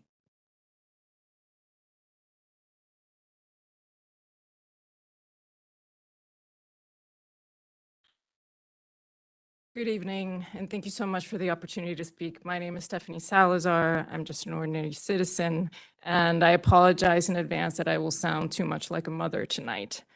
But for me, the core issue with District Unsafe is that we have a for-profit corporation as a utility company. It is absurd to have a corporation manage something that is essential for that every single person in the city cover their basic needs. A corporation has their own economic interest in mind, their economic success, and for Washington Gas, that's obviously assuring that the CEO of AltaGas makes $8 million a year. So I'm not surprised that their calculation sounds a little bit like this. How long can we shove methane gas down people's throats before we are absolutely forced to pivot? How much can we hike up rates before people stop paying? How slow can we fix leaks to justify a 40-year pipeline replacement project? In other words, how much money can we squeeze out of DC residents before we're forced by the markets to take the money and run and leave all the workers behind? But wait, hold on, wait just a second. At some point in time, somebody did think it was a good idea to have some sort of independent entity at least regulate and monitor what these corporations are doing, and defend the people from the claws of corporate interest. And that, Chairman Thompson, Commissioner Beverly, Commissioner Tribune, is you. And in this moment in time, it is your duty to be brave, and you have done it before. You rejected Project Pipes. So the question is, will you be brave enough again? Now, I know this is not a simple choice. You can either take the road of what is politically safe for you, doing what you always done, what is familiar, avoid the challenge, accept that even though the city needs to electrify, we're going to stick with methane gas because that's what's just already there. Because that is what is going to make the less noise for you. Because innovating is risky and moving in a different direction will be hard. And yes, you'll shrug when you look in the mirror and when you look at your children's eyes. But I guess you'll get used to that and you'll be on Washington Gas's side. Or you will find inspiration from all the people who have given their time, their energy, their words, their sweat to stop this project. You will recognize that you can be a part of a decisive moment for this city, where you can use all your networking, your analytical skills, your creative ideas to bring forth an electrified DC that allows citizens to breathe clean air, all of us. You will take the challenge and accept your duty as commissioners and steer the different departments and organizations towards this big goal, because this is the United States of America and we can dream big and we can do big things. You will tell yourselves, if not us, then who? And trust me, when you look in the mirror and in your children's eyes, you will be at peace because you would have been on the side of the people. So tell me, commissioners, for this question that for DC residents is a question of life or death, which side are you on?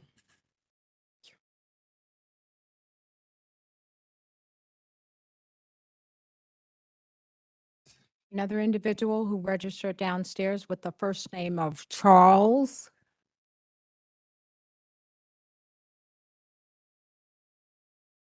Good evening, Commissioners. My name is Charles Spring, 20-year resident of Ward 4, and I want to strongly oppose the plan that Washington Gas put forward. I want to lift up postcards that we have been getting residents to sign, and we delivered a few stacks of these back in February and March when we were having weekly rallies outside the commissioner on Wednesday mornings. We were not allowed in after the first couple weeks, so I have a stack to deliver to you. The message reads some as well as customized messages. The main message is we are in a climate emergency. DC residents deserve a fighting chance for a clean energy future. So we are calling on you to reject Washington Gas's district unsafe proposal. Do not lock us into continuing to pay for dangerous and toxic methane gas. We deserve safe homes now and breathable air for decades to come.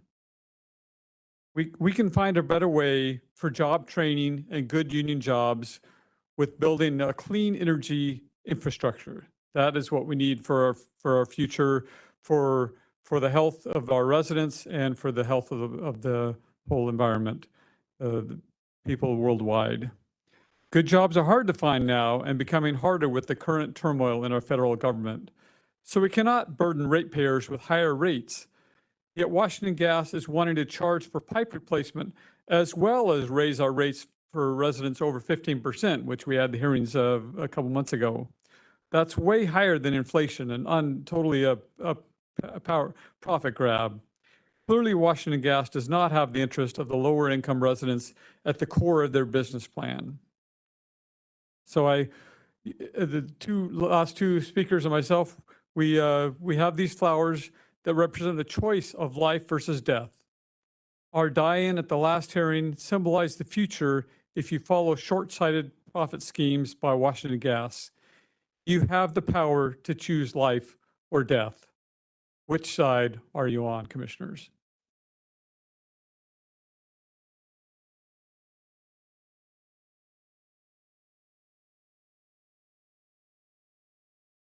Carol Springs.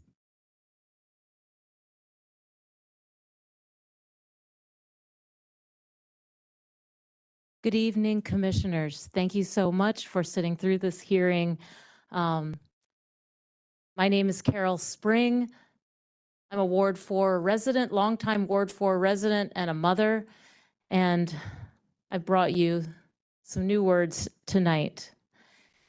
They tried to pull a fast one, renaming Project Pipes, but we all know more methane gas will make the district unsafe.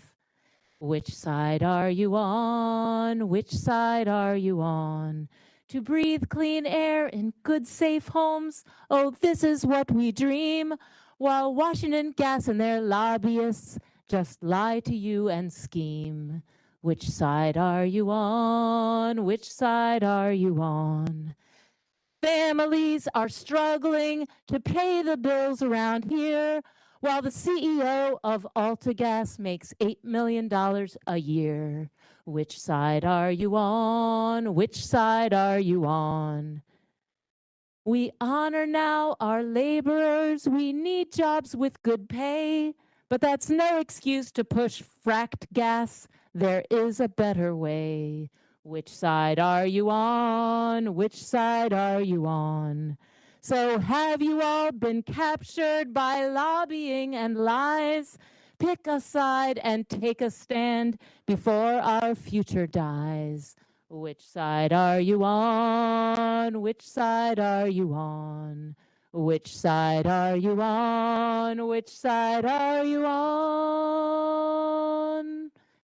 Thank you, Commissioners. Renika Dix.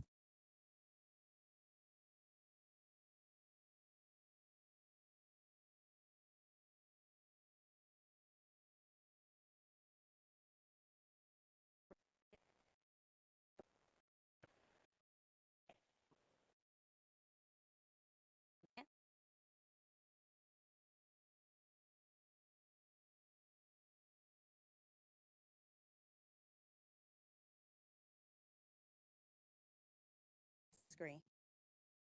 My name is Raynika Dix. I am a gas fitter and a plumber with Local 5. I am the installer. I am an aunt. I am a resident of Ward 7. I have my nephew here because this is who I support. I support him, the union support me, I support the union. All I ask is if Local 5 can get a chance to repair, to take a chance to look at any damages that our gas pipe, which we do install, if we can help repair that. That's all I ask.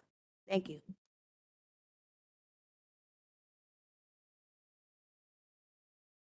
Matthews Mylan.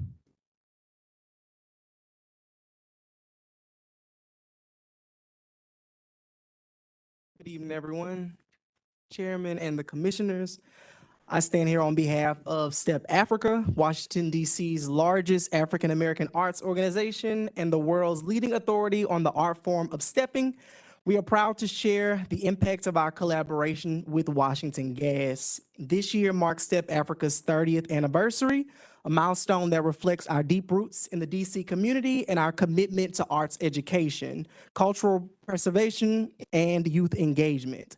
Over these many years, we have had the privilege of partnering with Washington Gas to make possible our vision in community enrichment. Our collaboration has been instrumental in expanding our reach and enhancing our programs.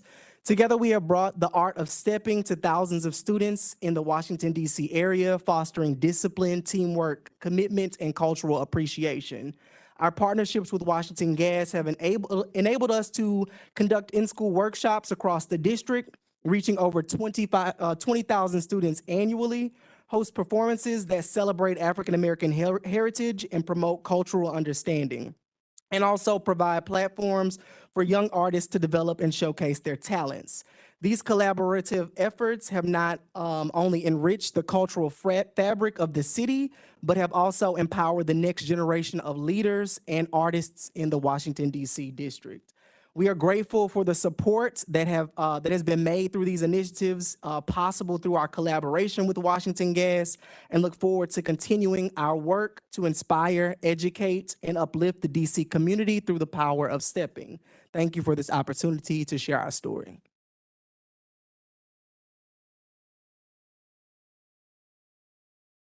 Before we move to virtual, I just want to make sure that double check if there are any witnesses here in the room that still like to testify. Yes, sir. You could just state your name for the record. Good evening. My name is William Owens. I represent InfraSource, a proud subcontractor working alongside Washington Gas on critical infrastructure projects across the district. I'm here today in strong support of Washington Gas's district safe filing. Safety is the foundation of the work that we do. Every pipe we install, every upgrade we complete are done with the goal of protecting lives across all of Washington, D.C. The District Safe program has allowed us to modernize aging infrastructure in a way that proactive, responsibility, and aligned with the highest safety standards. Every day, our crews are out to upgrade aging infrastructure under the DC streets, many of which have been in the ground for decades.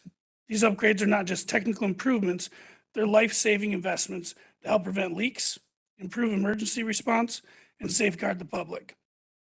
The SAFE program gives us the ability to do this systematically and effectively. At InfraSource firsthand, we've seen how the infrastructure investment strengthens our communities. For example, in 2024, we had a small replacement project along the 1,400 and 1,500 blocks of Channing Street Northeast, installing plastic main and enhancing services for 49 customers in the area. This upgrade not only improved safety and reliability, but also ensured long-term resilience for the neighborhood. We work hand in hand with Washington Gas to ensure that as much of their older cast iron and steel lines are replaced with polyethylene plastic. Polyethylene plastic does not need cathodic protection to ensure its integrity and lifespan. We are truly putting the safest natural gas product in the ground. Beyond safety, this work sustains good-paying local jobs. It allows skilled tradespeople to provide for their families and contribute for the economy. Many of our team members live right here in the district and take great pride in improving the neighborhoods they call home. The District Safe program isn't just about pipelines, it's about people. It's about ensuring the safe, reliable service to the city that we call home. I urge the Commission to support the continued implementation of this vital program. Thank you.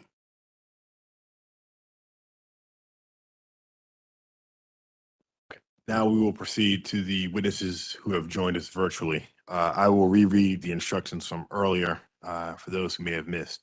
If there's anyone still on the line and they wish to speak, please click on the raise hand icon so that you can be unmuted and when you're called upon. Those calling into the community hearing who wish to speak, not using WebEx, please press *3 to raise your hand. Please identify yourself and your organization that you represent before your testimony.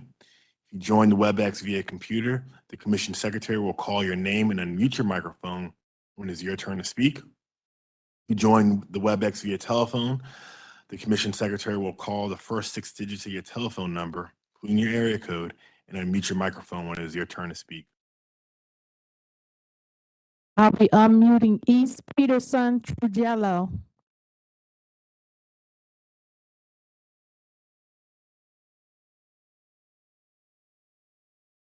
And thank you for the opportunity to testify today.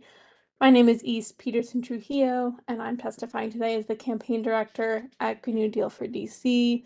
Commissioners, it's good to see you again after April's community meeting at the Petworth Library.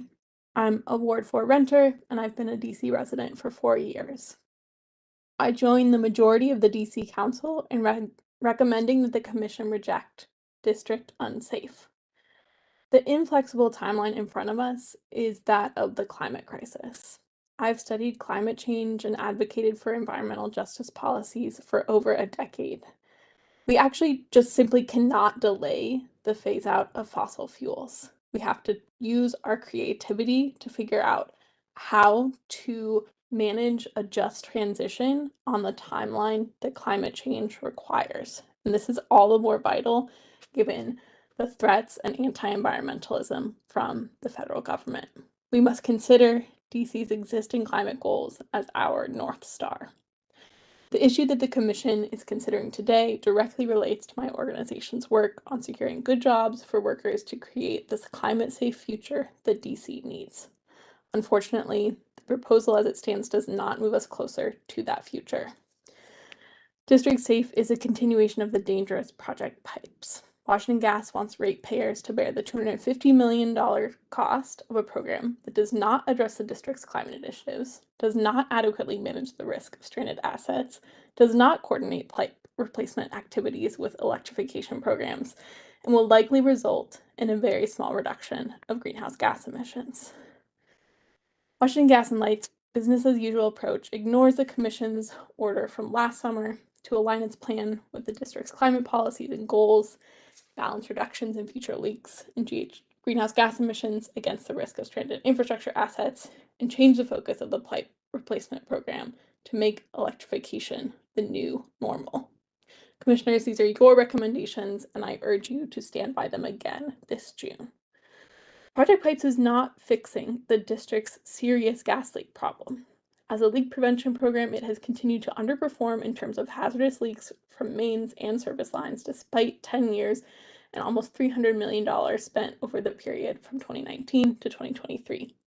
It is unfair for gas customers to continue to pay for a poorly managed program that is not cost-effective and distracts from prioritizing repairs of the worst leaks. Washington Gas can and must address the largest and most dangerous leaks without wholesale accelerated pipeline replacement of the full gas system. A study of leak-prone gas distribution systems indicated that 7% of leaks account for 50% of the total leaked gas, meaning that relatively few leaks account for a disproportionately large quantity of emissions. Those should be the priority, and a secondary priority should be transitioning our full energy systems to zero emission. But of course, Washington Gas, like other gas companies, is slowing down the clean energy transition on purpose. We need holistic energy planning to coordinate electrification with targeted gas decommissioning. Commission should not allow Project Pipes to continue without such a plan in place. WGL's accelerated pipe replacement plan could result in significant stranded infrastructure costs and assets as segments of the gas distribution system become obsolete during the transition to clean thermal energy. Washington Gas and Light also has a responsibility to the hardworking laborers who manage repairs of the current system, and a well-planned, just transition for these workers must be adopted. All residents deserve a high-quality, safe, climate-resilient city. Thank you, Commissioners, in advance for opposing Project Pipes for the umpteenth time. And thank you for the opportunity to testify today.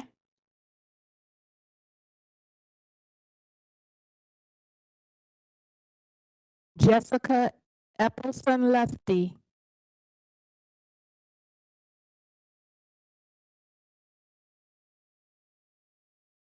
Good evening, and thank you for your service and opportunity to address you tonight.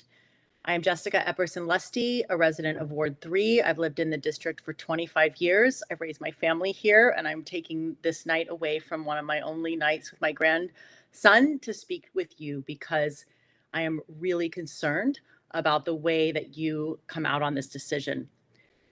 During the years I've lived here, the scientific and lived evidence has only grown clearer. Fossil fuels from extraction to combustion endanger our health, destabilize ecosystems, and increase economic insecurity. I believed all these years, as I was learning this information, perhaps too trustingly, that our city's leaders and regulators fully understood this and were working with urgency to lead a transition to clean energy. I assumed that public officials in our city would see what I saw, that a shift wasn't just necessary for our survival, but it was also wise from an economic sustainability perspective and environmental justice perspective for DC.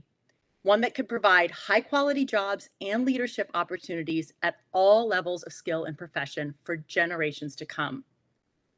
Sadly, I came to understand that my trust was misplaced when I learned that the PSC over a year ago was on the verge of approving another phase of Washington Gas's Project Pipes, a plan that would lock us into a future dependent on an old and dangerous system.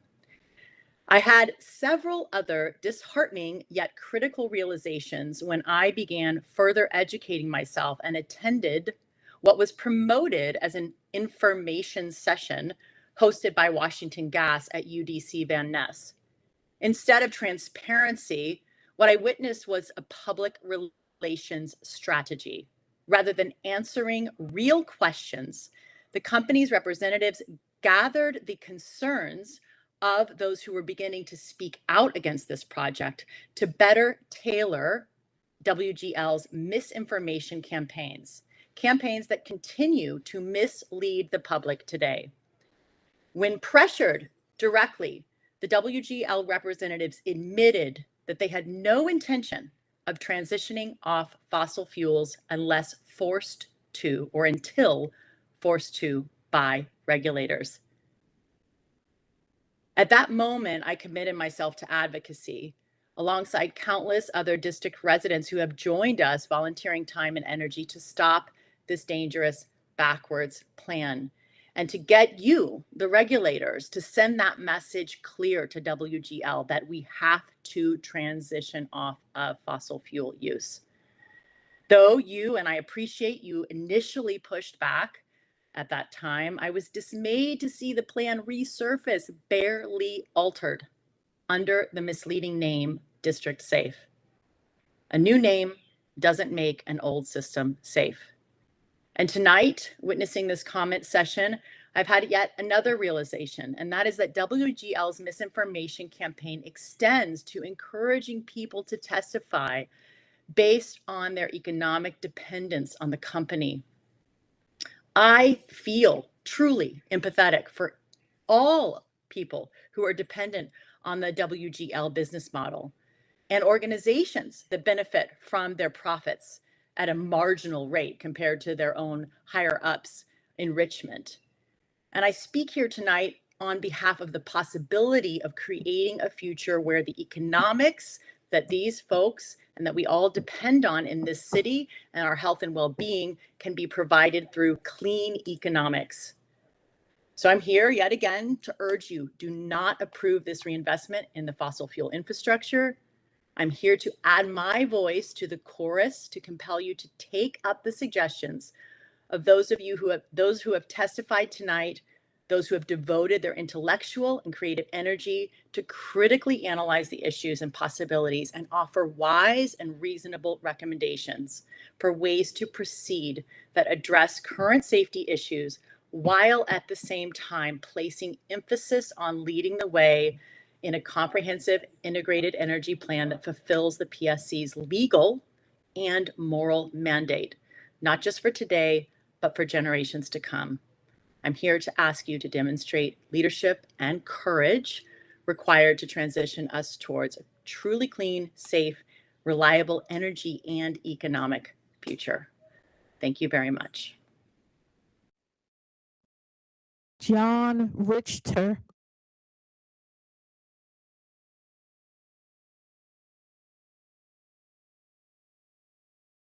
Today. Sorry, I'm not there in person. I am on a business trip to London, so it is very late here, but I think that will just show how important what I'm about to say is. And it's a little bit off topic from what we're talking about today, but I don't know where else to turn. In the last few years, my gas bills have been outrageously high throughout the year, but especially in the summer months. My bill I live in a 1,400 square foot townhouse in Ward 6 and have a 400 square foot English basement. So not a very large house. The only appliances that I have that are electric are 2 stoves, a water heater, and 2 furnaces. They're all brand new, replaced in the last few years. I've also replaced my windows in the last few years. And since then, my gas bills have been astronomical. My last bill was over $300 for a month. My neighbors who have very similar houses than I do, very similar floor plans, my appliances are newer than theirs. Theirs are about $30 a month. I have called Washington Gas. I've worked with the Public Service Commission, which I'm really grateful for. I've worked with the Office of the People's Counsel. Washington Gas has come out and looked around my house. They've openly said that my bills should not be this high. There's nothing that they could see that are causing them to be that high. There is no internal gas leaks. But no one seems, and while they promise to help me and try to find a solution, no one is able to find a solution for me. $300 a month bills for gas that I know I am not using. I maybe cook twice a week at my house. And in the summer, don't use heat. I only use air conditioning, and that's not powered by the gas. So I don't know where else to turn.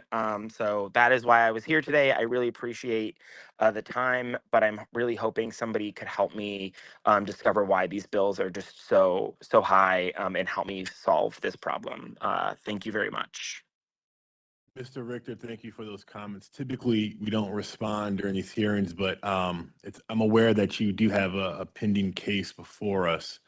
And so we'll make sure that you have the necessary follow-up and support with regards to your concerns.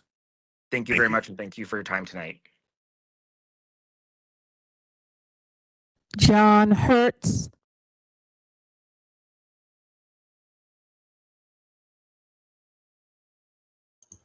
Good evening. My name is Jonathan Hers. I'm a longtime resident of Mount Pleasant in Ward 1 and a member of Third Act. I'm also an architect who's been involved with the development and promotion of sustainable design principles in the built environment, particularly those that improve human health and equity for over 25 years. That's why I'm here today to urge the Commission to reject Washington Gas Light's so-called SAFE plan. This plan will perpetuate the burning of methane gas in the district for the foreseeable future, directly contradicting DC's climate goals of achieving carbon neutrality by 2045. Perpetuating gas use is also contrary to the goals of DC's Healthy Homes and Residential Electrification Act, which aims to replace dangerous gas appliances and equipment in 30,000 of the district's most vulnerable households. WGL has proposed spending billions of dollars to replace pipelines instead of repairing them, and these costs will be passed on to customers through higher bills and surcharges. This investment locks residents into paying for infrastructure that will become obsolete as the city moves toward electrification and climate goals. In fact, targeted leak repair is estimated to be 25 times cheaper than comprehensive pipeline replacement. Yet WGL's plan prioritizes expensive overhauls rather than focusing on cost-effective safety measures. Continuing methane gas use carries serious health risks. Burning gas indoors releases pollutants at levels higher than secondhand smoke, increasing the risk of blood cancers and other serious health conditions like asthma, chronic pulmonary and cardiovascular disease, and premature death. Children are particularly vulnerable. Studies show that living in a home with a gas stove increases a child's risk of developing asthma by 42%. In DC, children in Ward 8 are 10 times more likely to be hospitalized for asthma than those in wealthier wards. There are also important equity concerns. Low-income and minority households face higher exposure to these health risks due to poor ventilation and higher rates of pre-existing conditions. Continued reliance on methane gas perpetuates environmental and social injustice as frontline communities bear the brunt of pollution and health risks from gas infrastructure. As Congress moves to eliminate an estimated $757 billion in federal fossil fuel subsidies, gas and other fossil fuel prices will continue to rise. Unless vulnerable households can switch to electrical appliances, they'll pay even more for gas in the future. Therefore, I urge the Commission to direct WGL to prioritize shutting down the aging gas distribution system as neighborhoods are fully electrified. This phased approach will allow us to systematically retire outdated and dangerous infrastructure, avoid unnecessary costs, and protect public health and equity. Thank you. Judy Taylor.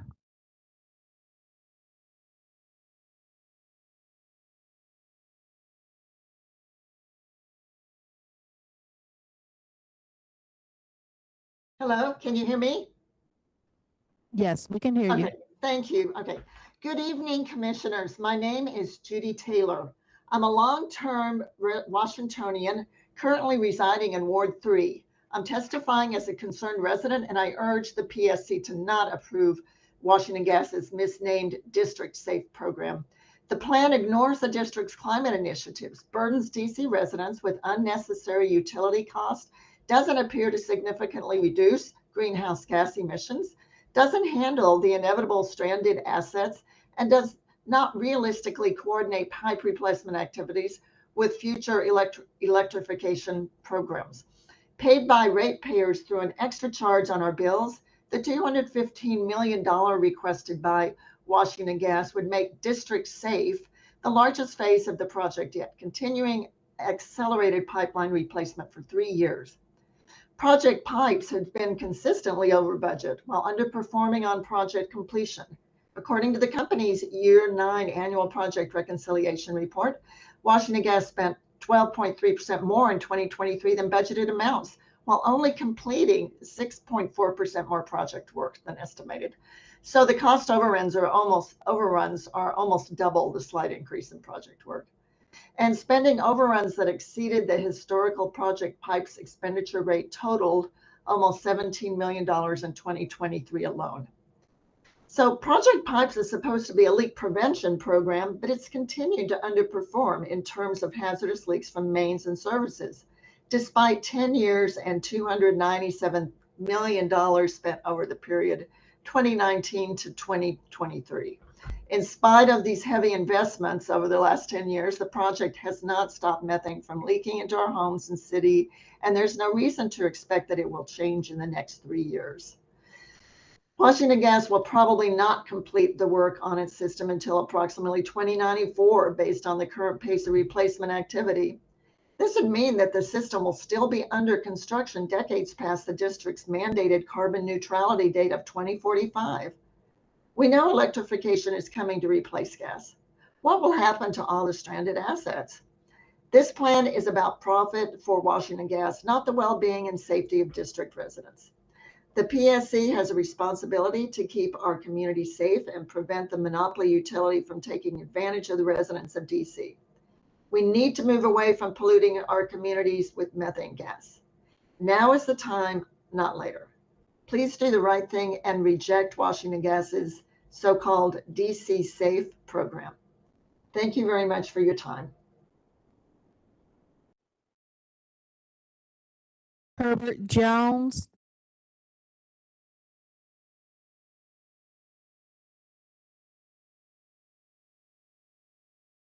Yes, good evening. Commissioner Chairman Thompson, Commissioner Beverly, Commissioner Trabue. My name is Herbert Jones, and I'm representing AARP DC today in former case 1179. AARP hereby submits comments on the Washington Gas Light Company review rate case on behalf of its members in the District of Columbia. AARP represents residential customers, particularly those individuals over 50. Many of our members are on fixed incomes. Others are low income and struggle to make ends meet, especially given the current elevated levels of economic uncertainty. Washington Gas has requested to increase its total pipe replacement plan expenditure by $65 million total over the next 3 years from the previous approved $150 million aggregate expenditure for its current authorized pipe replacement plan, not including the extension period for this proceeding. We urge residential customer impact to be at the top of the minds of the commissioners in evaluating the request of Washington Gas. The proposed increase in pipe replacement expenditure must be sufficiently scrutinized to ensure consumer rates include only those costs deemed to be just and reasonable. The company's proposed adding approximately $147 to residential heating bills over the next 3 years, which could add additional financial stress to residential customers with lower level of discretionary income, customers experiencing job loss in the district, or retired customers on fixed income. A complete review of the company's plan is necessary to ensure that any cost increase in customers is just and reasonable. Any pipe replacement plan authorized by the commission must ensure that Washington Gas investment efficiently improves the safety and reliability of its distribution system in order to be beneficial to consumers. The testimony provided by the Office of the People's Counsel witness, Mr. Colin T. Fitzhenry, calls into question Washington Gas's proposal in this docket for conforming to the commission's directives to improve the efficiency of this proposed investment and whether Washington Gas's proposed investments would result in improved safety and reliability for the company's customers. Accordingly, the commission should carefully review the record evidence in this matter to ensure any increase requested by the company for investment in this distribution system will efficiently improve safety and reliability of this distribution system. And lastly, the commission should consider including pipe replacement plan expenditures in a base rate proceeding rather than a separate bill surcharge to improve oversight of Washington Gas expenditures. The commission may wish to consider whether recovery of the cost of the pipe replacement should be treated as a separate surcharge on the customer's bill. Commission might consider that base rate proceeding could be more reasonable venue to review Washington Gas's performance for replacing of its aging infrastructure. The commission could ensure via base rate proceeding that Washington Gas is properly incentivized to cost effectiveness, maintaining the safety and reliability of its natural gas distribution system. I appreciate this opportunity to share AARP DC's comments. Thank you very much.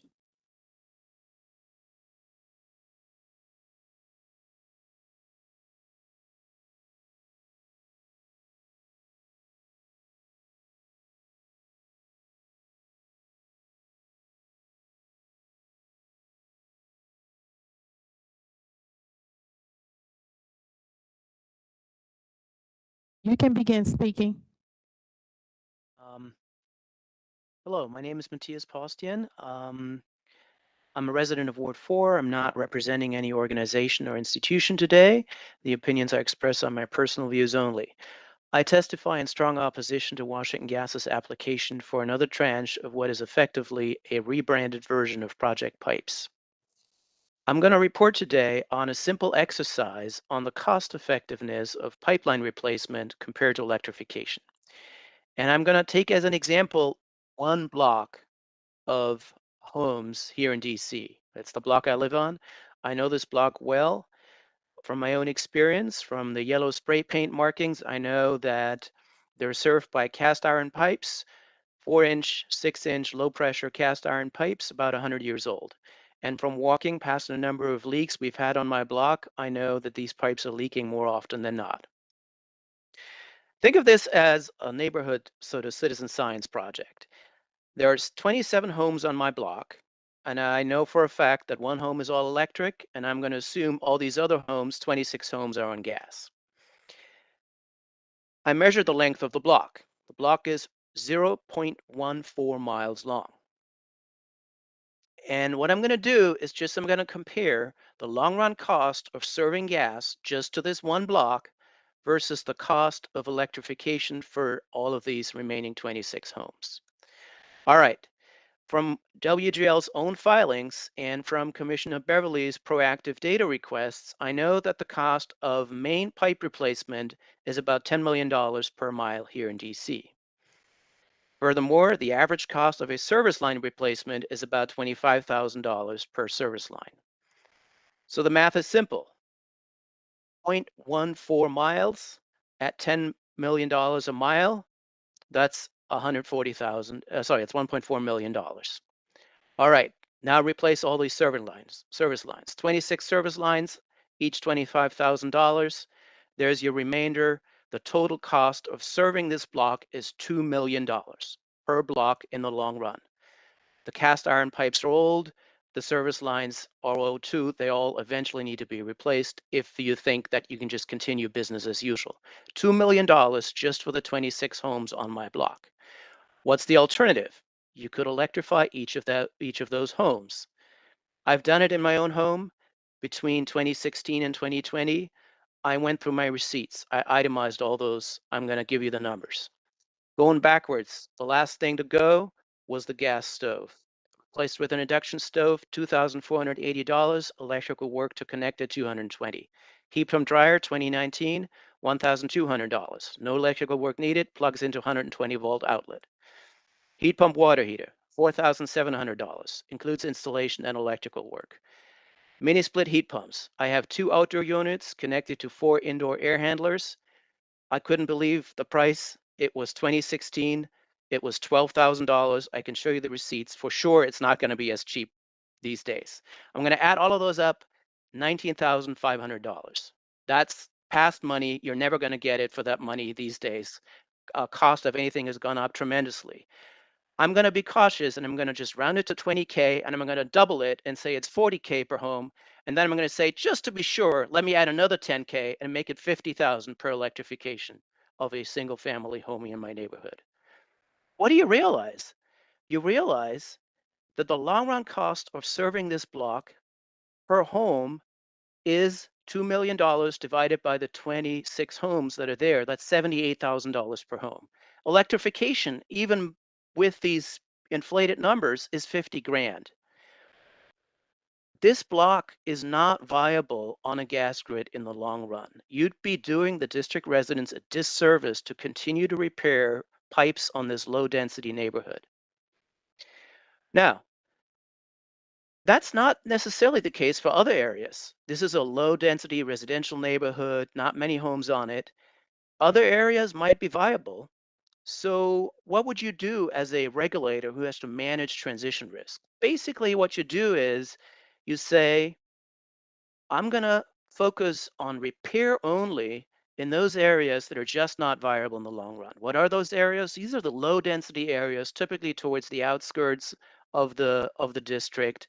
And I would not allow the company to do repair for sure, but not replacement in those areas. They're not viable in the long run. All right.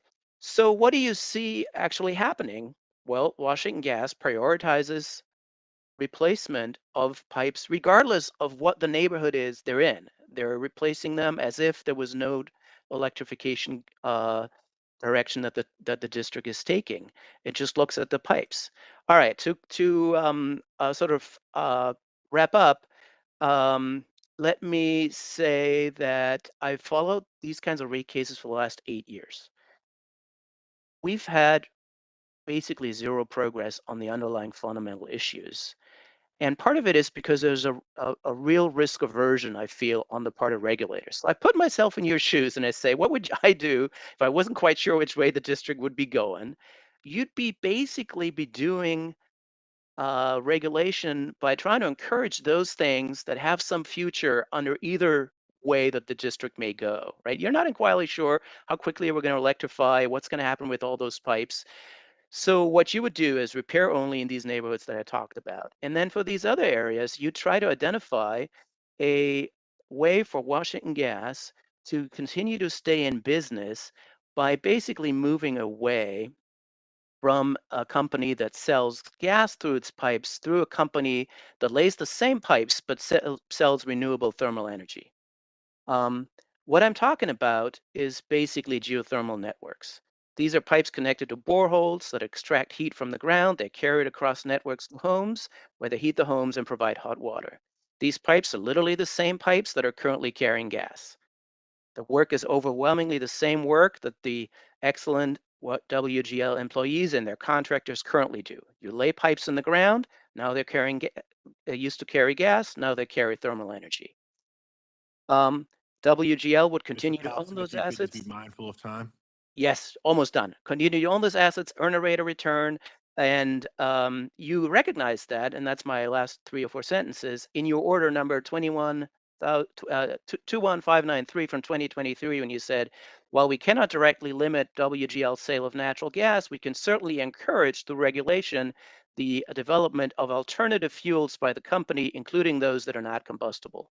So I just encourage you to follow through on your brilliant idea from 2023. As a regulator, you got to try to basically experiment a little bit with pilot projects. And I encourage you to order a pilot project on a geothermal network. Thank you very much. I appreciate your time. Philip Heinrich.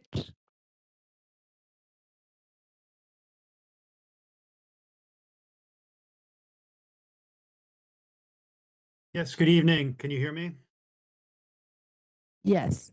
Okay, my name is Philip Heinrich. I'm a longtime resident living in Tenleytown up in Ward 3 since 1997. And the DC's Public Service Commission and the gas customers that you serve, I think, are contending with dueling pipe dreams. Washington Gas's pipe dream is to achieve a modernized network of gas pipes that greatly reduces the risk of dangerous leaks while continuing to provide service to its hundreds of thousands of customers. On the other side is the electrified DC pipe dream, which envisions those hundreds of thousands of customers replacing their gas boilers, water heaters, dryers, and cooktops with electric appliances so that within 2 or 3 decades, there would no longer be a need for a gas utility in DC. For structural, legal, and historical reasons, the Public Service Commission tends to focus on the Washington Gas pipe dream, of which the current $215 million Project SAFE proceeding is the latest action. The electrified DC pipe dream kind of hangs in the background, serving as the motivation for most of the public comments opposing Project SAFE. One way to bring it into the foreground would be to hold a future of gas proceeding, as many states have already undertaken, and that would allow for some increased flesh on the bones of that and trying to make that more salient and real as part of a plan. However, it's complicated because of the kind of the economics of the way things are structured in the district. I grew up near Rochester, New York, and the utility we had there was and still is Rochester Gas and Electric. And having the same utility provide both gas and electric service makes it easier to contemplate shrinking the gas network, since for most customers, a reduction in gas consumption would be offset by an increase in electricity consumption. In the district where we have separate utilities managing gas and electricity, a shrinking customer base as envisioned with the electrified DC pipe dream would translate into shrinking profits for Washington Gas, while Pepco would experience some increasing revenue. Since Washington Gas has no way other than what the previous speaker, Mateus, suggested, to financially win from a shift from gas to electricity, they could do the district heating program, but it suggests that we might need to consider, if that's, if there's not the willingness on the part of Washington Gas to go in that direction, we might need to consider municipalization of the gas infrastructure. And if the District of Columbia owns the gas grid, then it can implement a shrinkage plan without having to consider its impact on profitability. And I'll end my comments there. I'll try to write up something more extensive, but I'm certainly opposed to the plan that's on the table right now for Project Safe, and would like the commission to be thinking more broadly about how to use the time of all the creative people that are testifying at these hearings for hearings that are actually looking at the transition to future low carbon or no carbon delivery of energy. Thank you. Ira D.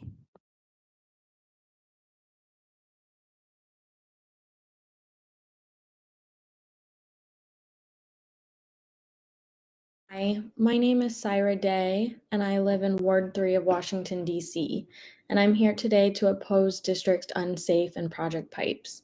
I'm speaking today not just as a concerned resident, but as someone who has personally lived through the trauma and danger that fossil fuel infrastructure continues to bring into our neighborhoods. Since 2021, I've experienced 2 gas leaks connected to Washington Gas's ongoing Project Pipes.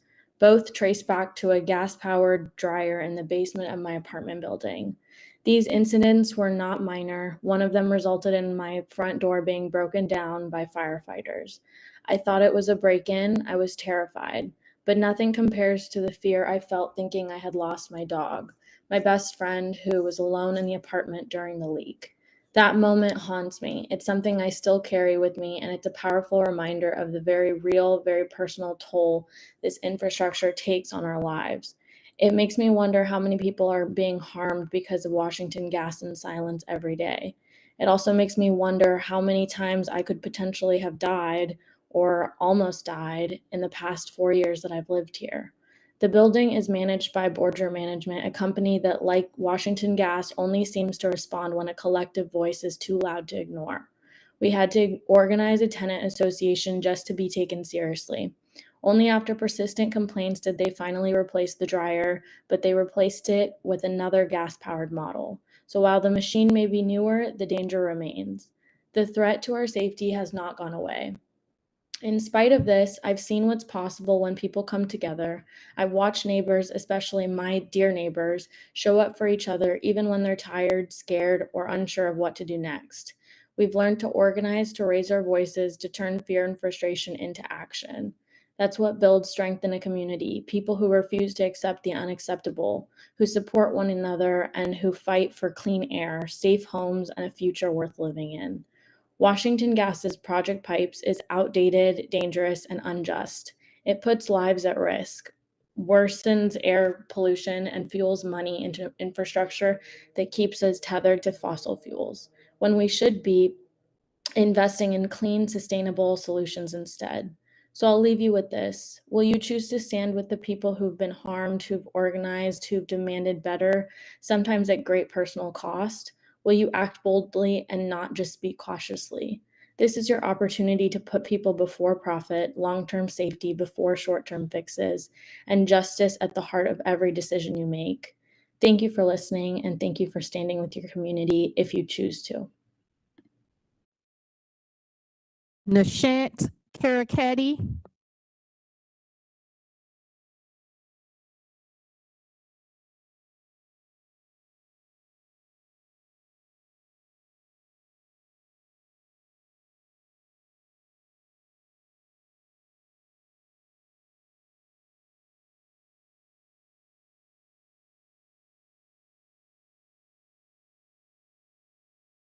Teresa Bohan.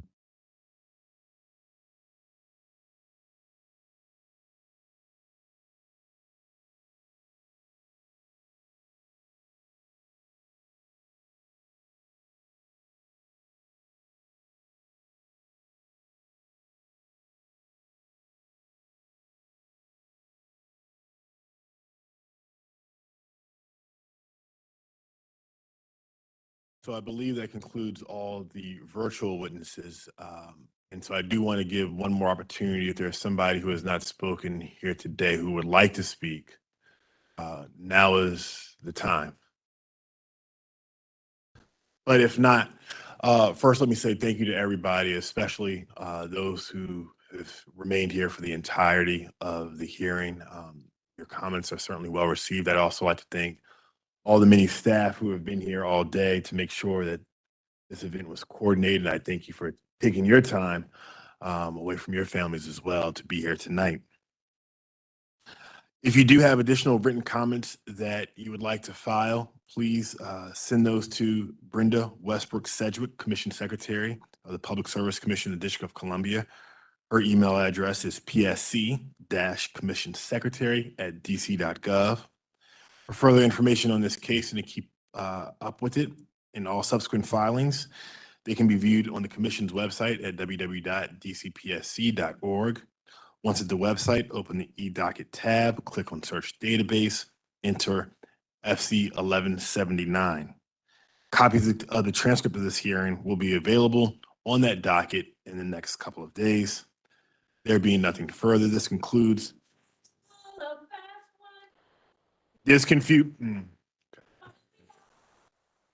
Thank you, everybody.